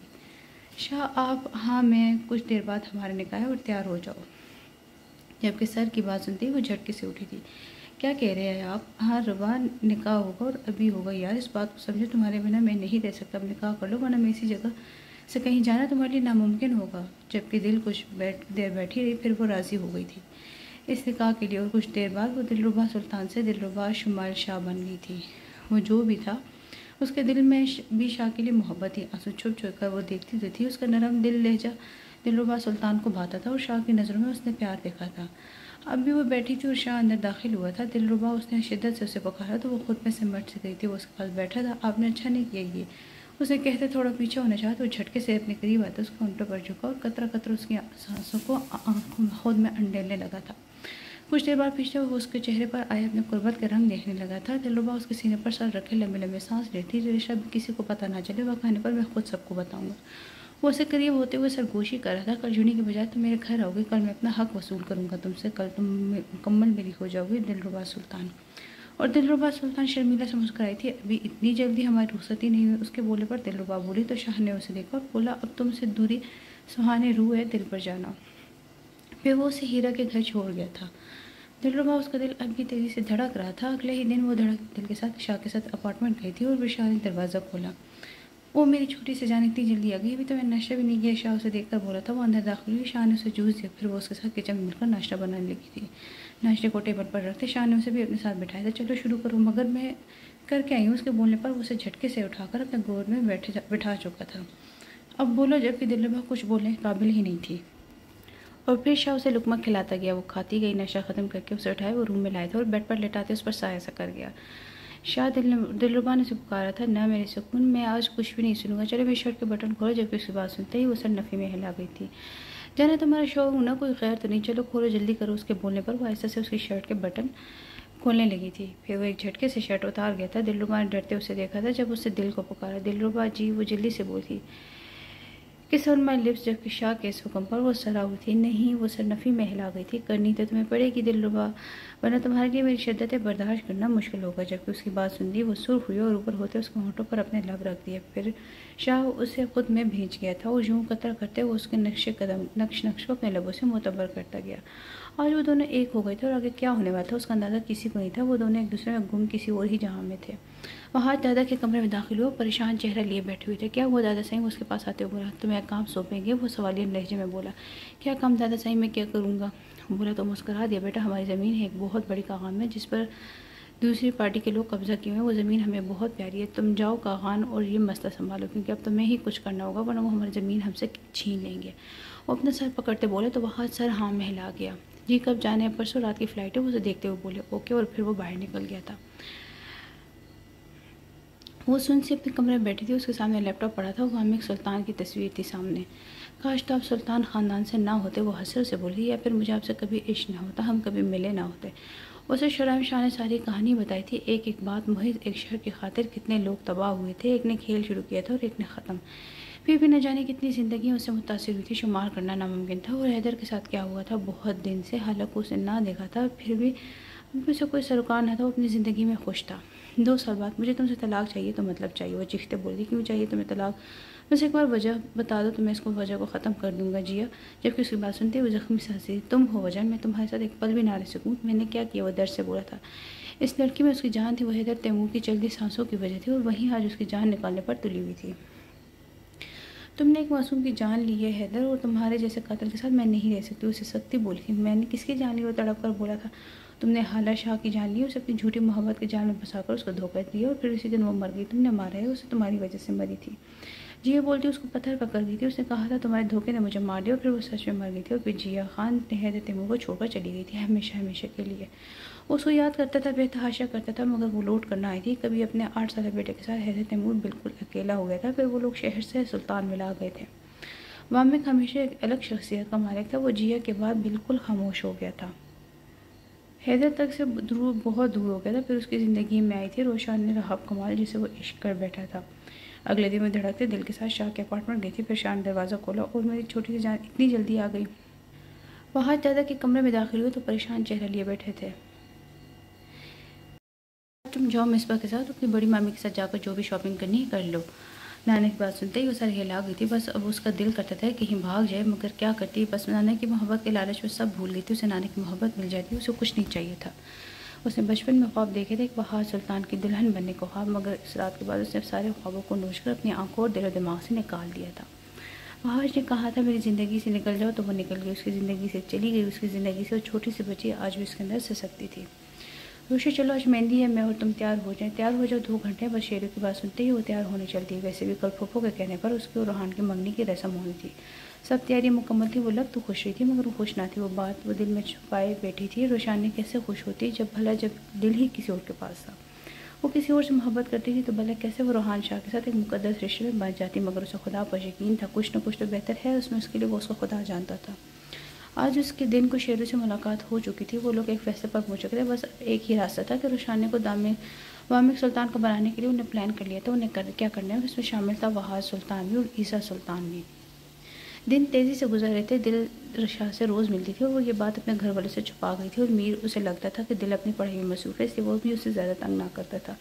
वैसे भी वो अपना नया बिजनेस स्टार्ट कर रहा था, इसलिए वो भी मसरूफ़ था। शाह दिल ने उसे पकारा था, क्या हुआ मेरे सुकून। वो अपने सिर पर सर रख के बोला था, मुझे एक बात बतानी है आपको। क्या? वो उसे देखकर, मैं आज शाम को बताऊँगी जब सब होंगे। ओके। फिर वो शाम में तैयार होकर बाहर आई तो शाह उसे देखता रह गया। उफ, वो हुसन की मूरत, दिलरुबा। आज शाह ने अपने कुछ जाने वाले दोस्तों को बुलाया था। इन दोनों ने एक साथ कपड़ डांस किया था। फिर दिलरुबा उसका हाथ पकड़ माइक के पास गई थी। शाह, आज मैं आपको बताना चाहती हूँ कि आप मेरे लिए क्या है। मुझे आपसे मोहब्बत नहीं, इश्क है मेरे शाह। I love you. फिर शाह उसे देखकर कहका लगाकर हंस दिया था। अच्छा। फिर उसने माइक पकड़ा तो सबकी जाने मुतवज्जो हुआ। इससे मिले सबसे ये मेरी है सबसे प्यारी। और फिर वो दिलरुबा को देखकर मुस्कुराया, बोला रखेल। जबकि दिलरुबा को सुनने में लगा कि उससे कोई गलती हुई है, मगर फिर उसकी गलतफहमी तब दूर है जब बोला, बगैर किसी रिश्ते किसी के साथ रहना, इससे ताल्लुक बनाना रखेल की काम है ना, तो मतलब ये मेरी रखेल हुई। दिलरुबा उसको देखते ही साकत हो गई थी। शाह उसे लरस से वजूद से उसे देखा था। हाँ, ये कड़वा सच है, मगर सच है जाना, तो मैं रखेल के अलावा भी कभी नहीं, कुछ भी नहीं हूँ मेरे लिए। उसको देखकर दिलरुबा की जान निकाल गया था। शाह उसे बेयकीनी से उसे पुकारा था। उफ, उसका दिल यूँ था जैसे किसी ने खींच कर बाहर निकाल दिया। दिलरुबा सुल्तान से सांस निकली जा रहा, तुमसे जो निकाह किया था वो भी ना निकली थी जाना। निकाह के कागजात की बजाय इस जगह इस चीज़ के कागजात थे जो तुम दिलरुबा सुल्तान। शुमारी शाह को हद को छूने की इजाज़त थी। तुम इससे जिस्मानी ताल्लुकात बनाना चाहती हो, जबकि दिलरुबा सुल्तान इस वक्त यूँ हो गई जैसे जान ही ना हो, बिल्कुल साकत पत्थर की तरह मूरत। हम आपसे मोहब्बत नहीं करते, ये एक आखिरी उम्मीद से उसने पूछा था। हाँ, तुमसे बस मोहब्बत बदले के लिए तुम्हारे भाई की इस गलती की जिसने मेरी बहन को मौत के मुंह में पहुंचा दिया था। उससे हालत शाह का वो उसकी वजह से मर गई थी। तुम तो बस एक बदला लेने का जरिया थी मेरे लिए, इससे ज़्यादा कुछ नहीं थी। तुम तो बस एक बदला लेने का जरिया थी मेरे लिए, इससे ज़्यादा कुछ नहीं थी तुम। दिलरुबा सुल्तान की आंखों से आंसू निकल रहे थे। मुसलसल से अपना वजूद गंदा लग रहा था। खुद से घिन आ रही थी कि किस तरह उससे छुआ था। कराहियत हो रही थी अपने वजूद से। उसे शाह और बाकी लोग उसे देख रहे थे, हंसते हुए उसका मजाक उड़ा रहे थे। जिल्लत से उसका चेहरा सुर्ख हो गया था। वो लड़खड़ाते हुए कदमों से मुड़ी और बाहर निकल गई थी। बाल बिखरे हुए थे, मुसलसल रो रही थी। उसकी आंखें सूख थी और वो चलते चलते कहीं दूर निकल गई थी। वीरान सी जगह थी, वो चलते चलते ठोकर खाकर गिरी थी। फिर वो रो दी थी दर्द से, मेरे साथ ऐसा क्यों हुआ, मैं मरी क्यों नहीं। जब अचानक उसे सब घूमता हुआ दिल लगा और वो होशोहवास खो बैठी थी। सब खामोश से बैठे थे। उसके हाथ में सिगरेट था, पूरे कमरे में धुआं था। अच्छा हुआ मैंने बदला ले लिया, मैं खुश हूँ बहुत। मगर दिल से आवाज़ आई, कैसा लगा उसका धोखा देकर। तुम में और उसमें क्या फ़र्क है? तुमने उसकी बहन को तबाह किया, उसके साथ झूठा निकाह किया, उसके ताल्लुक बनाया, उसकी इज्जत लूट ली तुमने। हैदर ने बस तुम्हारी बहन को धोखा दिया, तुमने उसकी बहन को तबाह कर दिया, उसके पास कुछ ना छोड़ा। तुम एक भेड़िया हो। शुमाल शाह, उसका दिमाग और ज़मीर एक दूसरे से लड़ रहे थे और वो बेबस था। बस मीर जल्दी घर आओ, एक मसला हो गया। तैमूर साई ने उसे कॉल करके कहा था। वो जल्दी घर आ गया था। न जाने क्यों इतना तेज़ धड़क रहा था। क्या उसने आते साथ पूछा था। दिलरुबा घर नहीं आई अभी तक। उसकी सहेली से बात हुई है तो उसने भी कहा दिल आज यूँ नहीं आई थी, लेकिन दिल को खुद ड्राइवर जुड़ी छोड़ कर गया था। अब न जाने वो कहाँ चली गई। परेशानी से बोलते उसके दिल को कुछ हुआ था। दिलरुबा फिर वो बाहर निकल गया था, तभी उसके फ़ोन पर मैसेजेस आने लगे थे। उसने फ़ोन खोलते देखा तो साकत रह गया था। वो कुछ तस्वीरें थी किसी अननोन नंबर से सेंड की हुई। सब दिलरुबा की थी। कहीं वो दुल्हन बैठे सर सुख दुपट्टा लिए पेपर्स पर साइन करती, तो कहीं किसी मर्द के गले लगी हुई थी। एक में वो इस मर्द के सीने पर सर रखकर सोई हुई थी। उसकी हालत नाकाबिले कबूल थी। मीर के हाथ लरजने लगे थे जब अचानक उसको कॉल आई इस नंबर से। उसने कांपते हाथों से यस पर क्लिक किया और कॉल ओपन की। अपनी महबूबा की तस्वीर देख ले तुमने मीर सुल्तान। अब सुनो, वो दिलरुबा मेरे न जाने कितने अरसे बीवी बनी रही है। बीवी का मतलब जानते हो ना मीर? बीवी थी, मगर नाम के जो निकाह किया था वो नकली था, जो कि वो खुद भी ना जानती थी। उससे मेरा ताल्लुक़ बहुत ही गहरा था और आज उसे मैंने बता दिया कि खेल को यही ख़त्म कर दिया, मगर उसकी वो उजड़ी हालत वो मज़ा दे गई थी। बिल्कुल वैसे ही या उससे बदतर जैसे मेरी बहन की थी, जब उसे हैदर तैमूर ने बताया था कि उसकी मोहब्बत बस एक खेल थी।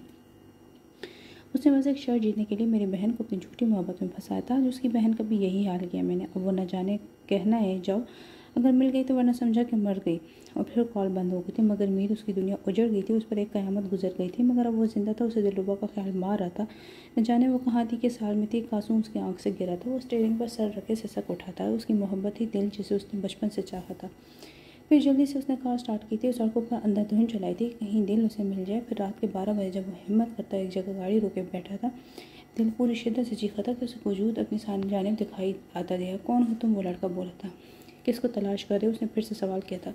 कोई गुम हो गया? कोई लड़की? तुम्हारा नाम मीर है ना? वो मुझसे सवाल करता। जब उसके आखिरी सवाल पर मीर चौंका था, उसे झटके से सर उठाए। तुम्हें कैसे पता? वो लहजे बोला था। वो लड़की तुम्हारा नाम लेती जब वो हमें मिली थी। कहाँ है वो? मीर लड़खड़ाते लहजे में बोला था। दिलरुबा मीर को मिली थी, उजड़ी हालत में। वो उसे वहाँ से लेके जल्दी से हॉस्पिटल ले गया था। वो लोग अभी पहुँचे ही थे कि होटल में सबसे पहला चेहरा जो उसने वह देखा था वामिक सुल्तान का। मगर वह आगे बढ़ गई थी। धड़कते दिल से वो सबसे मिली थी। कुछ देर बाद फंक्शन शुरू हुआ था तो बाहर निकल गई थी। लॉन में चली गई। वामिक भी उसके पीछे गया था। रोश सुनने पुकारते जी। उसने उसे देख के कहा, किसकी इजाज़त तुमने रिश्ते के लिए यहाँ की थी? वो कौन होते हैं हमें कुछ कहने वाले? उसे देखते बोली थी। वामिक ने कदम आगे बढ़ाए तो उसे इग्नोर कर दिया गया था। फिर वो झुकते उसका मुँह दबोच गया था। मीर, जल्दी घर आओ, एक मसला हो गया। तैमूर साहिब ने उसे कॉल करके कहा था। कैसे तुम किसी और की सही सजाओगे, क्योंकि मैं किसी और को तुम्हें काबिल नहीं छोड़ूंगा। तुम अब मेरा वो रूप देखोगे, मरने को दिल चाहेगा तुम्हारा, मगर मरने को तुम्हें मैं दूंगा भी नहीं। उसके वजूद में कोई हलचल ना हुई थी तब तक जब उसे पता चला कि दिलरुबा को नर्वस ब्रेकडाउन हुए। उसकी जान खतरे में थी। मीर बेबस था। उसके सामने तैमूर साहिब को बुला लिया गया था। वो उसकी बात सुनते ही दिलरुबा को मारने के दर पर आ गए थे। उनकी बेटी उनके नाक के नीचे सब करती रही। वो जान ना पाए थे, मगर मीर ने उन्हें अपनी कसम देकर रोका था। फिर घंटों बाद दिलरुबा की हालत थोड़ी बेहतर हुई, मगर उसकी जान अभी भी खतरे में थी। कोई उम्मीद नहीं थी कि वो ठीक हो जाएगी। मीर सजदे में झुका उसके लिए दुआ मांग रहा था। उसके लिए अब भी बहुत ज़रूरत थी। उसकी मोहब्बत थी। वो एक बार ठीक हो जाएगी। उसे ज़िंदगी दे दे अल्लाह प्लीज़। फिर उसकी सुन ली गई। दिलरुबा की हालत ठीक हो गई। वो खतरे से बाहर थी तो वो सजदे शुक्र करते जल्दी से रूम की तरफ जाने बढ़ गया। फिर उसे घर ले आया था। जैसे ही वो होश में आया था, मगर वो गुमसुम सी थी। हैदर को जब से पता चला था कि हालांकि भाई ने दिलरुबा से बदला लिया, वो डिप्रेशन में था। पहले जिया को उसे छोड़ जाना, फिर दिलरुबा की ये हालत उसकी ख़राब थी। मुकम्मल टूट गया था। कमरे में बंद हो गया था। दिलरुबा वो जीती जाती लाश बन गई थी। ना बोलती, ना खाती, ना पीती। बिया मैं उसके पास रहती हर वक्त। मीर उसे एक पल भी नहीं छोड़ा था। एक वही बस उसका अपना था। मीर ने सब कर लिया, मगर वो बोल ना सकी थी। उसकी दिमागी हालत ठीक न थी। अभी वो कहीं बैठी तो वहीं बैठी रहती, उसे होश न रहता। अभी वो आधी आधी रात को कमरे से भाग जाती। वो लोगों को देखकर खौफ महसूस करती थी, सिवाय मीर के। एक दिन उसकी हालत ख़राब हो गई थी। बेखुद उस मीर उसे हॉस्पिटल ले गया। वो फिर जो उसे पता चला वो सुनसा हो गया था। दिलरुबा सुल्तान प्रेग्नेंट थी और फिर वो चला गया। वो दुख से यही सोच रही थी कि मुझे इससे मोहब्बत है, मगर किस्मत के ये सितम को मेरे पप्पो के कातिल की औलाद है। इस पप्पो की जो मुझ पर जान चढ़ती थी, मैं कैसे इस इंसान से मोहब्बत कर सकती हूँ? उसका बाप मेरे पप्पो का कातिल है, यानी वो कातिल की औलाद है।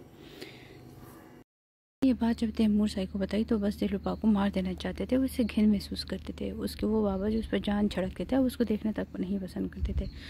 उससे घिन आती थी उन्हें। दिलरुबा अब भी कुछ ना बोलती थी, मगर जब उसे पता चला कि वो शाह के बच्चे की माँ बनने वाली, उसने अपनी जान लेने की कोशिश की थी। वो तो जैसे मुकम्मल तौर पर जहनी बीमार हो गई थी। मीर ने उसे खुद को कुछ ना करने दिया। उस दिन हद हो गई थी जब उसे पता चला कि तैमूर साहिब ने दिलरुबा को कुछ ऐसी पिल दी थी जिससे उसका बच्चा मर जाए। जब ये देखकर उसे बहुत गुस्सा आया। फिर उसने फैसला किया कि दिलरुबा से निकाह करने का फैसला। दिल बस उसकी बात मानती थी। फिर उसकी बात मानते ही उसने कबूले कह दिया था कि वो उसकी बीवी बन गई थी। फिर वो उसे वहाँ से ले गया था लंदन, मगर जो पिल्स तैमूर साहिब ने दिल को दी थी उनका असर हुआ। दिलरुबा का मिसकैरेज हो गया था। वो तो कोई ख़ास रिस्पॉन्स ना देती थी, मगर मीर की वजह से वो दिन ब दिन बेहतर हो रही थी और उनका रिश्ता ऐसे ऐसे ठीक हो गया था। मगर जब भी उसे कुछ पुराना याद आता तो वो पैनिक हो जाती थी। फिर एक दिन बाद मीर जब उसे डॉक्टर के पास लेके गया तो उसे पता चला कि बाप बनने वाले। उस दिन उसको लगा उसे सब मिल गया, उसकी ज़िंदगी मुकम्मल हो गई थी। उसे पता चला मुकम्मल हो गई थी, दिल भी नॉर्मल रहती थी। ये बात उसे पाकिस्तान ना बताई थी। दिल का वो अब भी बहुत अच्छे तरीके से ख्याल रखता था, बिल्कुल किसी अनमोल चीज़ की तरह। फिर 7 माह बाद दिलरुबा की हालत ख़राब हुई थी, बिल्कुल पहले की जैसे। और वो जब हॉस्पिटल पहुंची तो उससे ऑपरेशन का कहा गया डॉक्टर ने। वहाँ भी था और बस दुआ कर रहा था। उसकी सांसें अटकी हुई थी। एक तरफ उसका बच्चा था तो दूसरी तरफ उसकी बीवी। नर्स उसके पास आई थी, आप बताएं आप अपने बीवी या बच्चे में से किसको बचाना हाथ में, तो उससे पूछती, उसे लगा पुलिस हाथ पर खड़े, उसने पेपर्स पकड़े और फिर कुछ सोचे साइन कर दिए थे। जबकि नर्स वो पेपर लेते अंदर चली गई थी, कुछ देर बाद उसके हाथ में एक नन्ही परी दी गई थी, मेरी वाइफ। उससे पूछा तो डॉक्टर नफ़ी में सारे ला गए थे, वो ठीक नहीं है, उनकी जान को भी ख़तरा है, शायद हम उन्हें बचा न सकें, ये परी प्री मेच्योर डिलीवरी है, तो आपके बच्चे को ऑक्सीजन में रखिएगा, जाइएगा। अब इससे फिर से बच्ची ले ली गई थी। दोनों गांव में कहराम मच गया था। इसे सुल्तान को शेर वली शाह की गोली लगी थी और बुरी हालत में हॉस्पिटल पहुंचा था। हॉस्पिटल में आग लगने से पूरा अस्पताल तबाह हो गया था, फिर वो मर गया था। पंचायत बुलाई गई थी, फिर सरदार वहाश ने फैसला किया कि शेरोज शाह की बहन रोशानी को बनी किया जाए, फिर शेरू की जान दी जाए, जान बदले जहान में। और फिर शाह ख़ानदान ने रोशन रहब कमाल को वनी कर दिया। उसका निकाह वामिक सुल्तान से करके उसे हवेली ना लाया गया था, उसे शहर ले जाया गया। वामिक के फ्लैट में तब से रो रही थी, उसके बाबा ने उसे वनी किया था। वो बाबा जो उसे बहुत प्यार करते थे, वो शहर वामिक के साथ आई थी, उसके सारे रास्ते रो रो के। और फिर वो गाड़ी में सो गई थी जहाँ से वामिक उसे उठा कर लाया था। फ्लैट में उसे बेड पर लिटाकर वापस चला गया था, उसे कंबल देकर उसके लिए खाना बनाया। फिर जब कमरे में दाखिल हुआ तो तब भी सो रही थी। इससे सुल्तान बिल्कुल ठीक था, उसे कुछ न हुआ था। जब ये बात सुल्तान मिला को पता चली तो सब सुनकर सबने शुक्र का सांस लिया था, मगर कोई बाहर वाला बंदा ये बात नहीं जानता था। और जब बाहर 2 मिनट के लिए तो उसे जल्दी से आंखें खोली। वो तो जाग गई थी मगर नाटक करती, मगर जैसे ही वो कमरे में आया तो उसे फिर से आंखें बंद कर लेती। वो झुक कर उसका माथा चूम रहा था। तो मेरे लिए बहुत मानी रखती हो अजीज़म, तो मेरा सुकून। और वो उसके चेहरे के नक्श को चूम रहा था। जबकि रोशा ने उसके पहले लम्हे पर काम से गई थी, उसका चेहरा सुर्ख हो गया था। जब उसकी लरस्ती पल के देखकर जान गया था कि वो जाग गई है। उसने उसे पुकारा था, रोशाने वामिक सुल्तान मेरी तरफ देखो। उसके पुकार पर वो आंखें खोल गई थी। देखो आज तुम मेरे नाम हो गई तो मेरे नाम से पुकारी जाओगे, मुझसे बढ़ी जाओगे। अब हर जगह मेरी सांसों से भी कहीं ज़्यादा अजीज़ हो मुझे। फिर वो उसको देखने लगे, जिसकी आंखों में आंसू थे। उसे लगा कि वो लोग उसके साथ वनी करने वाले सलूक करेंगे, जबकि वो तो जैसे प्यार जता रहे थे। ये बात रोशे को हैरान कर गई थी। क्या कहा आपने, आप मेरे साथ वनी वाले सलूक करेंगे, वो सवाल कर रही थी। जबकि वामिक में मुस्कुराया, ना मेरी जान, तुम्हारे साथ महबूब बीवी वाला सलूक करूँगा मैं। और फिर वो झुकते उसके गाल पर लब रख गया था। उसका चेहरा सुर्ख हुआ था। वो वामिक उसने पुकारा था जैसे वामिक को अपना नाम सबसे प्यारा आज पहली बार लगा था। मुबारक को आपकी वाइफ अब खतरे से बाहर है। डॉक्टर के बताने पर वो होश की दुनिया में आया था। और तेरा शुक्र रहा। फिर वो उसके रूम की जानिब बढ़ गया था। जब वो कमरे में दाखिल हुआ तो दिलरुबा आंखें बंद के लेटी थी। दिल उसने पुकारा था। वो उसे देखते सिसक पड़ी थी। फिर वो उसे खुद में समेट गया था। उसने ये खबर पाकिस्तान दी थी कि उसके घर बीती हुई है, मगर वो ये ना बता सकता कि ये वो नहीं है शाह की औलाद है, बल्कि ये उसका अपना खून है और यही उससे गलती हुई थी। और फिर वो लोग पाकिस्तान आ गई थी, मगर 2 साल बाद उनकी एक कार एक्सीडेंट में मौत हो गई थी।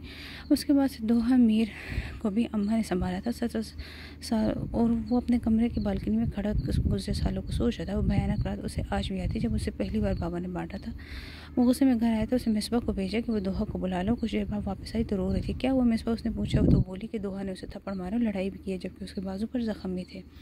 दोहा ने पहले ऐसा कभी ना किया था। वह आज को इसे कम पसंद भी ना आती। जबकि अब दोहा की इस हरकत पर वो बहुत गुस्सा हुआ था। उसे कम ही ऐसा गुस्सा आता था। जब आता था दोहा अपने कमरे में थी। जब मिसी उस कमरे में आई थी तो वो उसे देखते उसके मामा और बाबा के बारे में बुरा बोलने लगी। दोहा मीर को बुरा लगा और उसने अपने कमरे से निकाल दिया। दरवाज़ा बंद करके रोने लगी। और फिर कुछ देर बाद वो उठी, बी अम्मा के कमरे की जानिब चल दी। एक वो थी उसकी माँ की जगह। वो दरवाज़ा खोलते अंदर दाखिल हुई, मगर बी अम्मा वहाँ ना थी। वॉशरूम की तरफ बढ़ी, दरवाज़ा खुला था, पानी बाहर तक आ रहा था। वो जल्दी से अंदर दाखिल हुई थी। फिर उसकी चीख बेसाख्ता थी। बी अम्मा, उसका खौफ से बुरा हाल था। बी अम्मा वॉशरूम में खून फैला था। बी अम्मा का साकत वजूद पड़ा था। उनकी सांसें चल रही थी। दोहा उनके करीब गई थी। रोते हुए उसे कुछ कहना चाहती थी, मगर उनसे बोला ना जाना। बी अम्मा ये किससे किया, वो लड़खड़ाते लहजे में बोलती मिस, और वो इससे पहले कुछ और कहती उनकी सांसें रुक गई थी। दोहा जल्दी से उठी और वहाँ के कमरे की तरफ बढ़ी थी। उसके कमरे में दाखिल हुई तो वह नहा कर निकला था। जी, उसे दोहा ने पुकारा तो उसको देखते ही मुंह फेर गया। वजी वो उसके जाने बढ़ी, उसका हाथ पकड़ना चाहा। वजी ने उसका हाथ झटक दिया था। जाओ यहाँ से, उसको इस कदर रुखे रिज पर रो दी थी। एक तो पहले ही वो बहुत डरी हुई थी, ऊपर से वजी का ये लहजा। वजी मेरी बात सुनो। वो इधर वो भी कुछ कहती। वजी ने बुरी तरह से झटक दिया था। दफ़ा हो जाओ, तुम जान छोड़ दे मेरी। जबकि उसका लहजा इस कदर सख्त दोहा मीर को तोड़ गया था। वजी, उसने साकत से उससे कहा था। वो पहले ही इस बात पर गुस्सा थी, अब उसे मज़ीद उसे गुस्सा दिला रही थी। जाओ और अब कभी मेरे सामने मत आना, तुम दोहा मीर मेरी ज़िंदगी से दफ़ा हो जाओ। बुरी तरह दहाड़ा था और दोहा को अपने कमरे से निकाल दिया था। और फिर दोहा मीर चली गई थी। वहाँ से कमरे में आते वो 8 साल की दोहा मीर बेहोश हो गई थी। उसे बाबा ने बताया था कि उसकी कल की फ़्लाइट है लंदन की, जबकि वो जाना ना चाहता था। बाबा को मना किया तो तो भड़क गया। उसने इतना कुछ कह दिया कि सारा गुस्सा दोहा पर निकाल आया था और फिर अगले दिन वो लंदन रवाना हो गया था। सब बदल गया था। पहर अगले दिन अम्मी को दफन कर दिया गया था। दिलरुबा सुल्तान इस दुनिया से चली गई, मगर उसकी यादें आज भी थी। किसी के पास कोई था जो आज भी उसको याद करता, कोई आज भी अपनी गलती पर होता था, और वो था शुराइम शाह। मगर अब ना दिलरुबा वापस आ सकती, ना ही उसका वो दिया दर्द कम सा हो सकता। अब बस वो था और पछतावे का नाग उसे बार बार डसता था।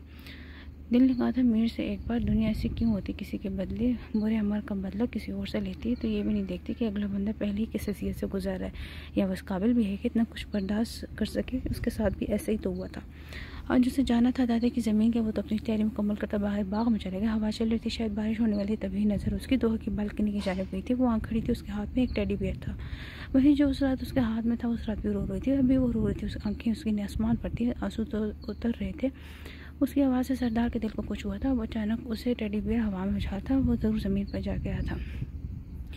तो मेरी सिसकियाँ गूंज रही थी। वहाँ पर उसने सरदार को ना देखा, अभी वो चली गई थी वहाँ सुल्तान की नज़र से दूर, और फिर शायद ये उसका आखिरी दीदार था। वहाँ सुल्तान के दिल को कुछ हुआ था और एक आंसू खुद से ही निकल के उसकी आंखों से निकल कर बह गया था, फिर वो चला गया था।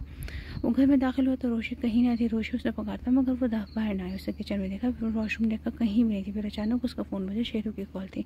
हाँ हेलो, क्या हुआ, आज मैं आया था तुम्हारे घर। और फिर रोशी को बताया जैसे सोचा था। उसका रिएक्शन वैसा था। अब बहुत गुस्से थी वो। क्या तुमसे कुछ कहा? उसने उसकी बात सुनते ही वो चौंका था। अब क्या होगा वो न जाने कहना था। फिर उसे ख्याल है वो जल्दी से साथ वाले घर में गया जहाँ वो अक्सर जाते। उसने दरवाज़ा बजाया तो अम्मा जी ने दरवाज़ा खोला।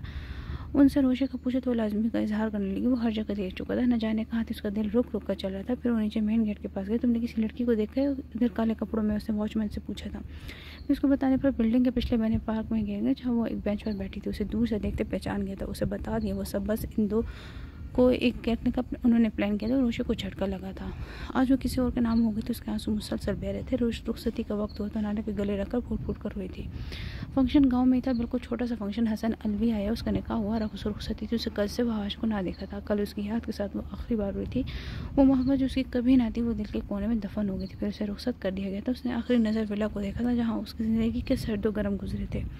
आज वो जा रही थी, फिर न जाने कब उसे कब आना था। और उसने एक आखिरी नज़र सबको देखा। शायद कोई उसे रोक ले, मगर कोई न था जो उसको कहे कि मत जाओ। उसकी रुखसती हो गई थी, वो चली गई थी हमेशा हमेशा के लिए। ओह अच्छा हो गया, एक बलाटल हमारे साथ से। वो दादा के कमरे में आती बोली तो मुस्करा दिया। अब वहाज को क्या जवाब देना होगा, मगर फिर वो परेशानी से बोलते उसको जब पता चलेगा तो देखेंगे, मगर आप उसको ये कहिएगा कि दोहा अपने शोहर के साथ कहीं और चली गई है। उस नई जगह का इल्म आपको नहीं है। उस पते पर जाएगा तो उसे एक बंदा कहेगा कि उनका कोई इल्म नहीं है। फिर वापस आएगा, कुछ दिन ऐसे ही गुजारेगा, फिर ठीक हो जाएगा। आपके कहे के मुताबिक काम करेगा। और हाँ भी, अम्मा के कातिल को शायद दोहा जानती है, मगर उसकी बात का यकीन ना करेगा। मैंने इसके लिए आपके पक्के सबूत तैयार कर। वो मकरूर चेहरे से बोली थी। हाँ वो थी एक हसद करने वाली। उस दोहा मीर का वजूद नाकाबिल कबूल लगता था। वो उसकी खुशियों से बैर खाती थी। वो दोहा मीर को बेबस कर देना चाहती थी। उसने ऐसा गेम खेला था कि सांप भी मरे और लाठी भी ना टूटे। फिर उसने सबसे पहले उसकी बी अम्मा को कत्ल किया। सरदार के दिल को सब बदगुमान किया था। और फिर दोहा अकेली हुई थी बिल्कुल। वो अक्सर दोहा को दिखाने के लिए बस फ़ोन कान से लगाकर सरदार से बात करने का ढोंग करती थी। दोहा बस उसकी आवाज़ को सुनने तक को तरसती थी। 10 साल बाद दोहा मीर को मुख्तलिफ तरीक़ों से टॉर्चर किया था। उसकी हर अजीज़ चीज़ छीनी थी जो उसे पसंद थी। और फिर वहाँ सुल्तान लौट आया था, मगर तब भी बाज आई थी। उससे दादा के साथ मिलकर एक प्लान बनाया था, दोहा को उस घर से निकालने का प्लान। और वो लोग सरदार को दूर भेजकर धोखे से दोहा को रुखसत कर चुके थे। वहाज को दूर इसलिए भेजा था क्योंकि वो जानते थे कि कुछ न कुछ करके दोहा को किसी और का ना होने देगा। फिर वो कामयाब हो गए थे क्योंकि वहाँ सिग्नल तक ना आते थे तो फ़ोन भी ना कर सका, और किसी और ने भी उसे फ़ोन नहीं किया। उसको जहन्नम में धकेल चुके थे, उसकी ज़िंदगी में जहर घोल चुके थे, मगर ना जानते थे वो जो ऊपर बैठा है वो सब देख रहा है। रोशे वो उसकी पकार पर मुड़ रही थी और वामे को उसे खींच कर गले से लगाया था। यहाँ की आई हो, मुझे बता देती, मैं तुम्हें ऊपर ढूंढ रहा था यार। वो उसका चेहरा था तुम्हें थामे बोल रहा था। जबकि रोशे बस खामोश थी। वो उसका हाथ पकड़े उसे वापस घर ले आते, फिर उसे सोफे पर बैठा कर उसके पास बैठा था। क्यों चली गई थी? मुझे दूर जाना चाहती? वो सवालिया लहजे में उससे पूछ रहा था। नहीं, वो सर नफ़ी में हिलाती बोली। फिर क्या हुआ? वो उससे पूछ रहा था। वो प्यार लुटाता लहजे रोशान को फिर से रोना आने लगे। क्या हुआ मेरे सुकून को? क्यों चुप हो? बोलो, मगर रो नहीं प्लीज़, वो इल्तिजाई लहजे में कह रहा था। रोशान ने एकदम उसके मुँह में उसके मुँह लगाकर रोने लगी थी, जबकि वामिक बेबस था, उसके गिर्द बाजू बांधा उसे खुद में भेज गया था। रोशा ने आज उसकी डायरी पढ़ी थी जिसमें वामिक के इश्क की दास्तान लिखी थी। उसे पढ़ा था, उसके लिखे गए लफ्ज़ों को वो सिर्फ लफ्ज़ न थे, वो जाने क्या था कि रोशा ने राहब कमाल को अपनी मोहब्बत उसके सामने कुछ ना लगी थी। वो तो हर हद पार करने को तैयार था उसके इश्क में। वामिक उसके पुकारने पर वो उसको देखने लगा था तो वो उसकी आंखों में देख रही थी जहाँ एक नया जहां नवा था, उसके इश्क का जहान। और फिर वो ऊपर होते आंसू से भरी आंखों से उसके माथे को चूम गई थी। फिर उसने उसकी आंखों पर अपने लब रखे थे, यूँ जैसे उसके सारे गम अपने नाम कर रही हो जो उसने बर्दाश्त किए थे। और वामिक सुल्तान साकत सा उसके सामने बैठा हुआ था। फिर वो उसका सर पकड़ते अपने सीने से लगा गई थी, ऐसे यूँ जैसे कह रही कि बहा दो सारे दुख अजियत आज मेरे पहलू में, क्योंकि आज के बाद इश्क की एक नई दास्तान रकम होगी। और वामिक सुल्तान उसके सीने से लगा, बस साकत सा था, एक आंसू उसकी आँख से लड़का था और वो शुक्र का था। आज वो उसे मिल गई थी मुकम्मल, वो भी उसे इश्क करती थी। इससे शुक्र तो फिर बनता था ना, इन दो लोगों का जुदा रहना कठिन है जिनने एक दूसरे को गल लगाकर चाहतों का लम्स महसूस किया हो। वो घर पहुंचे तो उसे गाड़ी से उतरकर घर जाने का कहता, वो कहे चला गया था। दोहा अकेली बिल्कुल अंदर आ गई थी, वहाँ कोई ना था, उसे एकदम डर लगने लगा था। उस वक्त रात के 11 बजे थे। वो सोफे पर जाकर बैठ गई थी। वो काफ़ी देर इंतजार करने के बाद जब वो ना आए तो दोहा आई थी और कमरे देखने लगी। एक कमरा जो उसे लगा कि आ सकता है, वो अंदर दाखिल हुई। कोई सजावट ना की गई थी, ना कोई इंतज़ाम। रात के न जाने कौन सी पहर उसकी आँख खुली थी। जब वो अंदर दाखिल हुआ, आए गए आप वो बोली तो हसन अलवी ने उसकी जानिब देखा था। वो भी दुल्हन की तरह सजी हुई थी। रात के 3 बजे थे। वो सोई जागी कैफियत में खड़ी थी। डूबना न जाने कहाँ था, उसकी जाने बढ़ा था लेकिन एकदम लड़खड़ाया था। दोहा ने उसे संभाला था। क्या हुआ उसके पूछने पर वो उसे खुद से दूर झटक दिया था। दूर रहो मुझसे। दोहा ने हैरत से उसे देखा, तो मेरे करीब मत आओ। फिर वो बेड पर लेट गया। दोहा अब भी वैसे ही खड़ी थी। इधर आओ, उसके बुलाने पर वो डरी थी। जी वो उसके करीब, इधर बैठो ज़मीन पर। उसके कहने पर उसको मुशहरे की जानिब से देखने नहीं सुना नहीं कहा। क्या कहा मैंने? इधर बैठो ज़मीन पर, जबकि उसकी धाड़ पर सहती ज़मीन पर बैठी थी। हाँ अब यहीं बैठे रोज़ सारी रात। फिर वो बदल कर सो गया। दोहा मीर दुल्हन के कपड़ों में ज़मीन पर अपने शौहर के कदमों में बैठी हुई थी। एकदम वो रो दी थी, जिसके दबाने को उसके मुंह पर हाथ रखा था। फिर दोहा मीर की ज़िंदगी बदल गई थी। ये कहना गलत ना होगा कि ज़िंदगी जहन्नुम बन गई थी। वो कई दिन तक घर से गायब रहता था और जब भी घर आता जल्दी में होता है, ना कोई काम आता जाता और फिर चला जाता था। उसके आदि को महीना गुजर गया था लेकिन अभी तक संभली ना थी। किस्मत का हर बार पहले से ज़्यादा जोरावर होता। जब कभी उसके किसी बात पर गुस्सा आता तो दोहा मीर को नोचना था। उसके जिस्म पर मार के न जाने कितने निशान थे। वो एक वैशी इंसान था जिसके साथ उसे बांधा गया था। यूँ ही उसके जुल्म सहते 1 साल गुजर गया था। वो जब वापस आया तो उसको कुछ बदला बदला सा लगा था, मगर वो जान ना पाएगा। मगर एक दिन वो जब जनान खाने की जाने वाला था, उसे 2 नौकरों को बात करते सुना था। वैसे अच्छा नहीं हुआ उनके साथ, जो यूँ उनको ऐसे ही किसी के साथ रुखसत करवा दिया। बेचारे न जाने क्या क्या सहती होगी। उस घर में कोई उनका ना था। अगर अगले घर वाले न जाने क्या हुआ। वो बंदा तो वैसे ही पागल लगता था मुझे। समझे वो लोग किस बात की बात करते, उनकी जाने बढ़ गया। किसकी बात कर रहे हो तुम लोग? उसके पूछने पर वो दोनों सहम गए थे। उसके गुस्से तो सब वाकिफ थे, किसी की नहीं साहब वो दोनों बोले तो उसने कदम उनकी तरफ बढ़ाया था।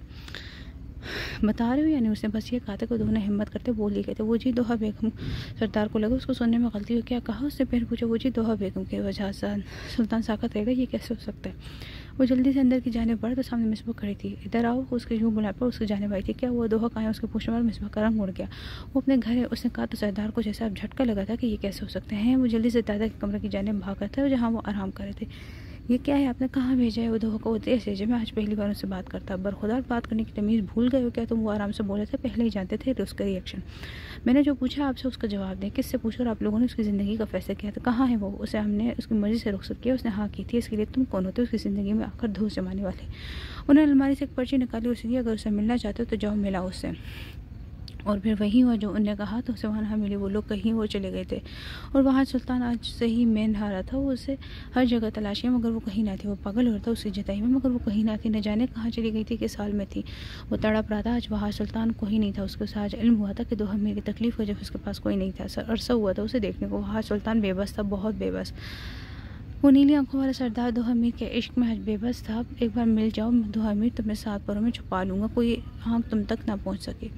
1 साल बाद वो पहले से शादीशुदा इंसान था। आज जब उसे बात पता चली तो वो साकत रह गया था। भला कोई इतने किस्से सकता है नाना ने ऐसे इंसान के साथ बांधा कि वो खुद ही अपने मर्दे की दुआएं करने लगी थी। हसन अलवी को बेची गई थी एक बिजनेस डील के बदले। फिर दोहा मीर को जब ये बात पता चली उसे घर से भागने की कोशिश की मगर नाकामयाब रह गई। उसे सज़ा मिली थी। हसन अलवी ने उसे इतना मारा था कि उसके बाजू टूट गए थे। फिर उसे खूब अच्छे तरीके से ज़ख्मी करने के बाद बोला था तुम जैसी लड़की मेरे साथ बिल्कुल नहीं रह सकती। फिर हसन अलवी ने उसे तलाक दी थी। वो उसके घर से निकल गई थी बिल्कुल खाली हाथ, दर्द से जान निकल रही थी उसके। 8 साल बाद वैसे ही था। सरदार वहाँ सुल्तान भी दोहा मीर के इश्क में गिरफ्तार था। जैसे दोहा मीर ने 10 साल किया था मगर वो 1 साल सरदार वहाँ सुल्तान न जाने कैसा गुजारा। दोहा मीर उसके पल पल याद आती। वो आज भी उसको देखने के लिए तरसा था। वो आखिरी दीदार उसे याद था आज भी जब वो रो रही थी। फिर उसके बाद उसको देख ना सका था। हाँ हेलो, आज कहाँ मिल रहे हो तुम? वो फ़ोन पर किसी को पूछ रहा था। मेरा एक्सीडेंट हो गया यार, छोटा सा। मैं यहाँ पास सरकारी हॉस्पिटल में हूँ। वो और इसे एक बिज़नेस डील के लिए बलूचिस्तान आए हुए थे। आपको वो वापस जाने वाले थे। अब ईसा का एक्सीडेंट हो गया था, न जाने आप कौन सी हड्डी तोड़वाई है। खबीस इंसान है, उसको दिल में गालियाँ देता, गाड़ी निकाल लिया था। हॉस्पिटल में दाखिल हुआ, कमरा नंबर पूछो, उसके कमरे में गया तो आराम से सेब खाने मौजूद था। साथ साथ फ़ोन पर पिक्स बना रहा था मुख्तलिफ पोज़। क्या हुआ? तो मैं उसको पूछूँ और सीधा हुआ था। क्या बताऊँ यार, एक सारे हसीना ने मुझे ठोक दिया और मेरा एक्सीडेंट हो गया। फिर वो मुझे उठाकर प्यार से हॉस्पिटल लाई। इसे बताने पर उसकी जानिब देखा, उसके चेस्ट के सर पर पट्टी बंदी थी बस। तो मैं एक चोट खा के अस्पताल पहुँच गया। वो शर्म नहीं आई? वहाँ से पूछा, मैं बूम बना कर रह गई। यार मुझे इधर सर पे चोट आई है, तो मुँह के गुस्सा करे उसको बोलने पर बोला। तो वहाँ ने ताजुब से उसे देखा, चोट है, लगता है चोट तुम्हारे सर पर आई है, मैं बिल पे कर पाऊँ, तुम ज़रा अपना सामान भालो। फिर वहाँ से निकल गया था। वो जल्दी जल्दी अपनी तैयारी मुकम्मल करते घर की सारी लाइट्स ऑफ कर दी थी। वो बस आने ही वाला था, फिर एकदम दरवाज़ा खुला। पूरे घर में अंधेरा देखकर हैरान हुआ था रोशे। उसने रोशाने को पुकारा और आगे बढ़ते लाइट ऑन करना चाहिए, तो आगे किसी ने हक कर लिया था। वो समझ गया कि रोशाने, वो पलटा और उसे सीने से लगा लिया। रोशे, मेरे सुकून, लाइट क्यों ऑफ किया? वो उसका माथा चूमता बोला था। रोशे दिल से मुस्कुराई, उसके गाल पर अपने लब रखे गए थे, जबकि वो आंखें मूंदे मुस्कुराया था। उफ, उसका नरम सा लफ्ज़ अपने चेहरे पर महसूस करते वो खुद में ज़ोर से भींच गया था और फिर हाथ बढ़ाकर लाइट ऑन कर दी थी। और रोशे को देखते उसका दिल ज़ोर से धड़का था। वो उसकी लाइट ग्रीन साड़ी में मलबूस उसको बहका रही थी। मेहरून कलर की डीप गले वाली साड़ी में मलबूस उसको बहका रही थी। इतना सजनेस बनने की क्या ज़रूरत थी अजीज़म? वो उसको अपने गोद में बैठाते बोला, तुम्हारा शौहर तो पहले ही तुम्हारा दीवाना है। और फिर वो उसके लबों पर झुक गया था। कुछ देर बाद वो पीछे हुआ तो अपना सर उसके सीने से लगाए गहरे सांस लेने लगी। वो उसके गीले लबों को देखता झुक के शिद्दत से उन्हें चूम गया था। रोशन ने उसकी जानिब देखा तो उसकी आंखों में खुमार देखा और वापस चेहरा उसके सीने में छुपा गई थी। जब वो उसकी अदा पर कहकर लगाए, फिर उसको उठाए कमरे की जाने बढ़ा। बुरी शक्ल से जल्दी एक करीबी हॉस्पिटल में पहुंची। वो कोई सरकारी अस्पताल था। उधर से बेहाल होते चादर में अपना वजूद छुपाकर पर्ची लेने को लाइन में खड़ी हो गई थी। आज वो किस हाल में थी उसको कोई अपना न था उसके पास, बल्कि उन्होंने उसको हाल में पहुँचाया। वही तो जिम्मेदार थे, उसके सब उसे बेचे। उसके नाना उससे नफरत करते थे, मगर इतनी वो उसे बेच देंगे वो ना जानती थी। वो दो हमें जो हर किसी को मुँह पर जवाब देती थी, खुद सर थी मगर बावकार थी। उससे वकार छीन लिया गया था, उसकी ज़ात का मान टूट गया था। वो चूर चूर हो गया था, मगर वो जो सीने में दिल था वो आज उस नीली आंखों वाली के लिए धड़कता था। मगर उसे लगता था वो मोहब्बत के लिए बनी ही नहीं है। जो भी था, उसने इस एक साल में इंतज़ार किया कि वहाँ सुल्तान शायद एक बार ही उसको ढूंढता हुआ आए, मगर उसका इंतज़ार ही रहा। वो ना आया। कभी उसके ख़ानदान के किसी फर्द को उसे कभी याद आई थी। वो दो हमीर सुल्तान आज अपने टूटे हुए बाजू के साथ खड़ी थी एक सरकारी अस्पताल की लाइन में। वो बिल पे करता तब मुड़ा, फिर उसके कदमों के साथ जैसे दिल भी रुक सा गया था। अब वही थी, बड़ी सी चादर में खुद को छुपाए दोहा मीर ही थी। दोहा पहली बार उसकी जुबान से लफ्ज़ टूट टूट कर निकल रहे थे। दोहा ने अपने नाम की पुकार पर उसने सर उठाया था और अपने सामने खड़े सरदार वहाज को देखकर वो अनजान बनते मुड़ गई थी। दिल ने एक पल में फैसला किया। वो तेज़ तेज़ कदम उठाते बाहर निकल गई थी। जल्द से उसके पीछे बढ़ा था, मगर वो तेज़ से जल्दी बाहर निकल गई थी और कहीं भीड़ में गुम हो गई थी। वो दर से दोहरी होती हुई अस्पताल के बिल्कुल सुनसान हिस्से में आ गई थी। बस उसकी बस हो गई थी। वो दीवार से टेक लगा हिचके से रोते ज़मीन पर ढह गई थी। उसके आवाज़ जवाब देने लगी तो मुसलसल रो रही थी। ऊपर से कुछ खाया पिया भी ना था उसने कल से। वो बाहर निकला तो वो कहीं भी नहीं थी। उसके दिल को कुछ हो उसे हालत में देखकर दिमाग जो सोच रहा था, दिलों सोचना चाहता था, वो तेज़ी से धड़क दिल से उसे इधर उधर ढूंढ रहा था। वो हॉस्पिटल के सुनसान हिस्से में आ गया जब अचानक उसे किसी की सिसकियों की आवाज़ आई थी। कोई नया तकलीफ में था। वो आगे बढ़ा तो वो वजूद तो हमीर का था। वो दर्द से बेहाल थी। वो आज बिना कुछ सोचे समझे उसे अपनी बाहों में उठाए बाहर की तरफ बढ़ा था, जबकि दोहा मीर की आंखें ऐसे ऐसे बंद हुई थी। उसे वहाज सुल्तान के वजीह चेहरे को देखा था जो उड़े रंग के साथ सख्ता उसे उठाए गाड़ी की जानिब बढ़ रहा था। दोहा आंखें मत बंद करना, वो उसे कह रहा था। उसे याद था बचपन में जब बीमार हुई तो वहाज ने उसका इस तरह ख्याल रखा था। उसे दोहा की आंखें बंद करने से खौफ आता था। वो गाड़ी में बैठा रहा, मगर उसके चेहरे पर अपने लिए फिक्र के ताज़ा देखकर दोहा को बहुत अच्छा लग रहा था। वो गाड़ी स्टार्ट करते दूसरे बड़े हॉस्पिटल की जानिब मुड़ गया था। जानता था यहाँ इलाज बहुत देर से होगा। दोहा का एक हाथ अब भी उसकी गिरफ्त में था। दोहा उसने पुकारा तो दोहा को कोई रिएक्शन न दिया था। दोहा मेरी तरफ देखो बोल रहा था, मगर दोहा साकत थी, बस सांसें चल रही थी। उसका वजूद ठंडा पड़ने लग गया। वो उसे उठाए गाड़ी से निकाल रहा था। दोहा आंखें मत बंद करो, वो इमरजेंसी की जानिब जा रहा था। अब दोहा ने बोल ली आंखों से एक आखिरी नज़र वहाज सुल्तान को देखा तो उसकी आंख से एक आंसू बेमूल हुआ और उसकी आंखें साकत हो गई थी। दोहा वहाज उसे देखते जोर से बोला था, मगर उसके वजूद में कोई हलचल ना थी। वो उसे स्ट्रेचर पर लेटा रहा था। फिर दोहा मीर का हाथ उसके हाथ से छूट गया था। वहाज ने खाली खाली नज़र से अपने खाली हाथ को देखा तो एक आंसू उसकी आंख से निकलकर उसकी दाढ़ी में जज्ब हो गया था। वो कब से रूम के बाहर खड़ा था, मगर अभी तक डॉक्टर ने कुछ खास रिस्पॉन्स नहीं दिया था। दोहा की जानिब से उसका बाजू टूटा था। ऊपर से उसका होश में ना आना डॉक्टर्स को परेशान करते। उसकी दिमागी हालत ठीक ना थी। वो न जाने कब से टॉर्चर सह रही थी। अब वो इस हाल में थी। उसकी बॉडी कोई रिस्पॉन्स नहीं थी। डॉक्टर से परेशान तो वो जीने ही नहीं चाहती थी। वहाँ सुल्तान को अपनी सांसें बंद होती महसूस हो रही थी। दोहा मीर, आज मैं तुम्हें अपनी सांस देने को भी तैयार हूँ, बस एक बार ठीक हो जाओ। आज उसे पता चला था कि किसी अपने को खो देने का खौफ कैसा होता है। दिल रुक रुक कर चल रहा था, उसका दिल चाह के वहीं फूट फूट कर रो दे। वो जुड़ी हालत में आईसीयू के बाहर खड़ा था और फिर एकदम सुर्खपत्ती बूझ गई थी। डॉक्टर बाहर आया, क्या हुआ? वो ठीक है, उसके पूछने पर सन्नफी में हिला गए थे। उन्हें एक लंबे अरसे से शदीद किस्म का सख्त जहर दिया जाया था, उनकी पूरी बॉडी में फैल चुका, जिनकी वजह से उनका बचना नामुमकिन था। मगर वो जहर इनके बॉडी से रिमूव होते ही उन्हें थोड़ा रिस्पॉन्स दिया, मगर अब वो फिर से उनकी वही हालत है, उनको बचना नामुमकिन है। अब उनकी सांसें अटक रही हैं। अब जब उनसे आखिरी बार मिले, डॉक्टर के सब कहने पर वहाज सुल्तान बिल्कुल साका से रह गया था। न जाने कितने आंसू उसकी आंखों से बह गए थे। वो लड़खड़ाते कदमों से अंदर की जाने बढ़ा और अंदर जाकर वो दो अमीर के सर से सर टिकाए शिद्दत से रो दिया था। उसकी सिसकियाँ पूरे कमरे में गूंज रही थी। वो ऊंचे लंबा, फिर वो अचानक से उसे खुद में भेज गया था, यूँ जैसे खुद में छुपा लेना चाहता उसे। मगर एकदम मशीन की आवाज़ें आने लगी थी। डॉक्टर जल्दी से अंदर बढ़े तो उसकी सांसें जिस्म का साथ छोड़ रही थी। हाँ, दो अमीर की सांसें एकदम रुक रुक कर चलने लगी थी। वहाँ सुल्तान वहीं रूम के फर्श पर ढह गया था, उसका वजूद जो लरज रहा था। डॉक्टर दोहा को देख रहे, जब एकदम मशीन रुक गई, उससे आवाज़ आना बंद हो गई। डॉक्टर्स पीछे हटे एक दूसरे को देखा था, फिर वो मुड़े और वहाज के सामने बैठ गए थे। वहाज मशीन की आवाज़ रुकने से बिल्कुल साकत हो गए थे। उसे डॉक्टर्स की जानिब देखा और फिर डॉक्टर उसे देखते मुस्कुराए थे। मुबारक को इनकी सांसें नॉर्मल हो गई और बिल्कुल ठीक है। जबकि वहाज बेयकीनी से उन्हें देख रहा था, उसे लगा बस उसे दिलासा देने को बोल रहे हैं। मगर फिर वो उठकर चले गए थे। कमरे में मौत सा सन्नाटा था जब वहाँ आवाज़ गूंजी थी। वजी वहाज सुल्तान जैसे जिंदा हुआ दोबारा वो झटके से उठा था और दोहा को देखा जो उसे ही देख रही थी। वहाज सुल्तान झटके से उसे खुद से लगा लिया। दोहा उसका नाम लेते सिसक उठा था। वो मुस्कुरा रही थी। वो मुस्कुराहट ऐसी थी जैसे तेज़ बारिश के बाद धूप। दादा साई को फारिश का अटैक हुआ था और बिस्तर पर पड़ गए थे। मिसबा का जुर्म साबित हो गया था। उसने बी अम्मा को कत्ल किया क्योंकि एक और मुलाजिम ने भी उसे कत्ल करते देखा था और जहनी मरीज़ बन गई थी। वामिक और रोशे के घर नया बेबी आने वाला था। वो दोनों अपनी ज़िंदगी में खुश एक दूसरे के साथ शाह हवेली वाले को सच्चाई बताकर शेरू ने बिन से सारे मामला सही करवा लिए थे। शोराइम शाह और ज़ाहिर सुल्तान आज भी अपनी गलती पर परेशान थे, मगर उनकी की गई गलतियों ने जो ज़िंदगी बर्बाद की वो सही न हो सकती थी। नाना को जब इल्म हुआ कि दोहा शाह ख़ानदान का नहीं उनका बल्कि मीर के औलाद, तब से मरीज़ बन गए। खून के साथ इतना सब करते रहे और इद्दत ख़त्म होने के वहाज और दोहा का निकाह हो गया था। मगर अब वहाज दोहा को कभी सुल्तान भी नहा लाना चाहता था, जिससे बुरी यादें जुड़ी थी और दोहा अमीर खुश थे अपनी ज़िंदगी में। 5 माह बाद वजी ना करे उसे देखते देखते हुए बोले, जब वो तभी बाज़ आए, मुसलसल उसे तंग कर रहा था। वजी मेरी लिपस्टिक ख़राब हो जाएगी। दोहा के एहतजाज को नज़रअंदाज करते हुए उसके लबों पर झुका था। उसकी सांसों के हद को खुद के अंदर उतारा था। कतरा कतरा उसकी सांसें रुकने लगी थी। जब तो वो पीछे हुआ, उसे अपने सीने से लगा लिया था। उसका चेहरा खून छलक रहा था। अब मुझे बहुत ज़्यादा तंग करते हैं, वो शिकायती लहजे में बोली। उसकी नाक पर लब रख लेते। तो मेरी छोटी सी बीवी, मुझे तुम पर प्यार जो इतना आता है, तुम्हारी गलती है, तुम क्यों इतनी प्यारी हो? उसकी बात पर दोहा सुर्ख हुई थी। मैं तो वैसे भी बहुत प्यारी हूँ, मगर आपकी नीयत ही ख़राब है, वो बोली। तो वह जो उस पर टूट कर प्यारा था, वो उसकी नाक पर झुकते उसको सुर्ख सा कर गया था। फिर बोलो, देखो जाना, अब तुम मेरी दी हुई नोज पर इतने प्यार से पहनी हुई तो नीयत तो फिर ख़राब होगी ना मेरी। जबकि दोहा उसको फिर से खुद पर झुकता देखकर जल्दी से उसके सीने में सर चुपका गई थी। वह हाथ उसके सर पर लब रखे आंखें मूंद गया था।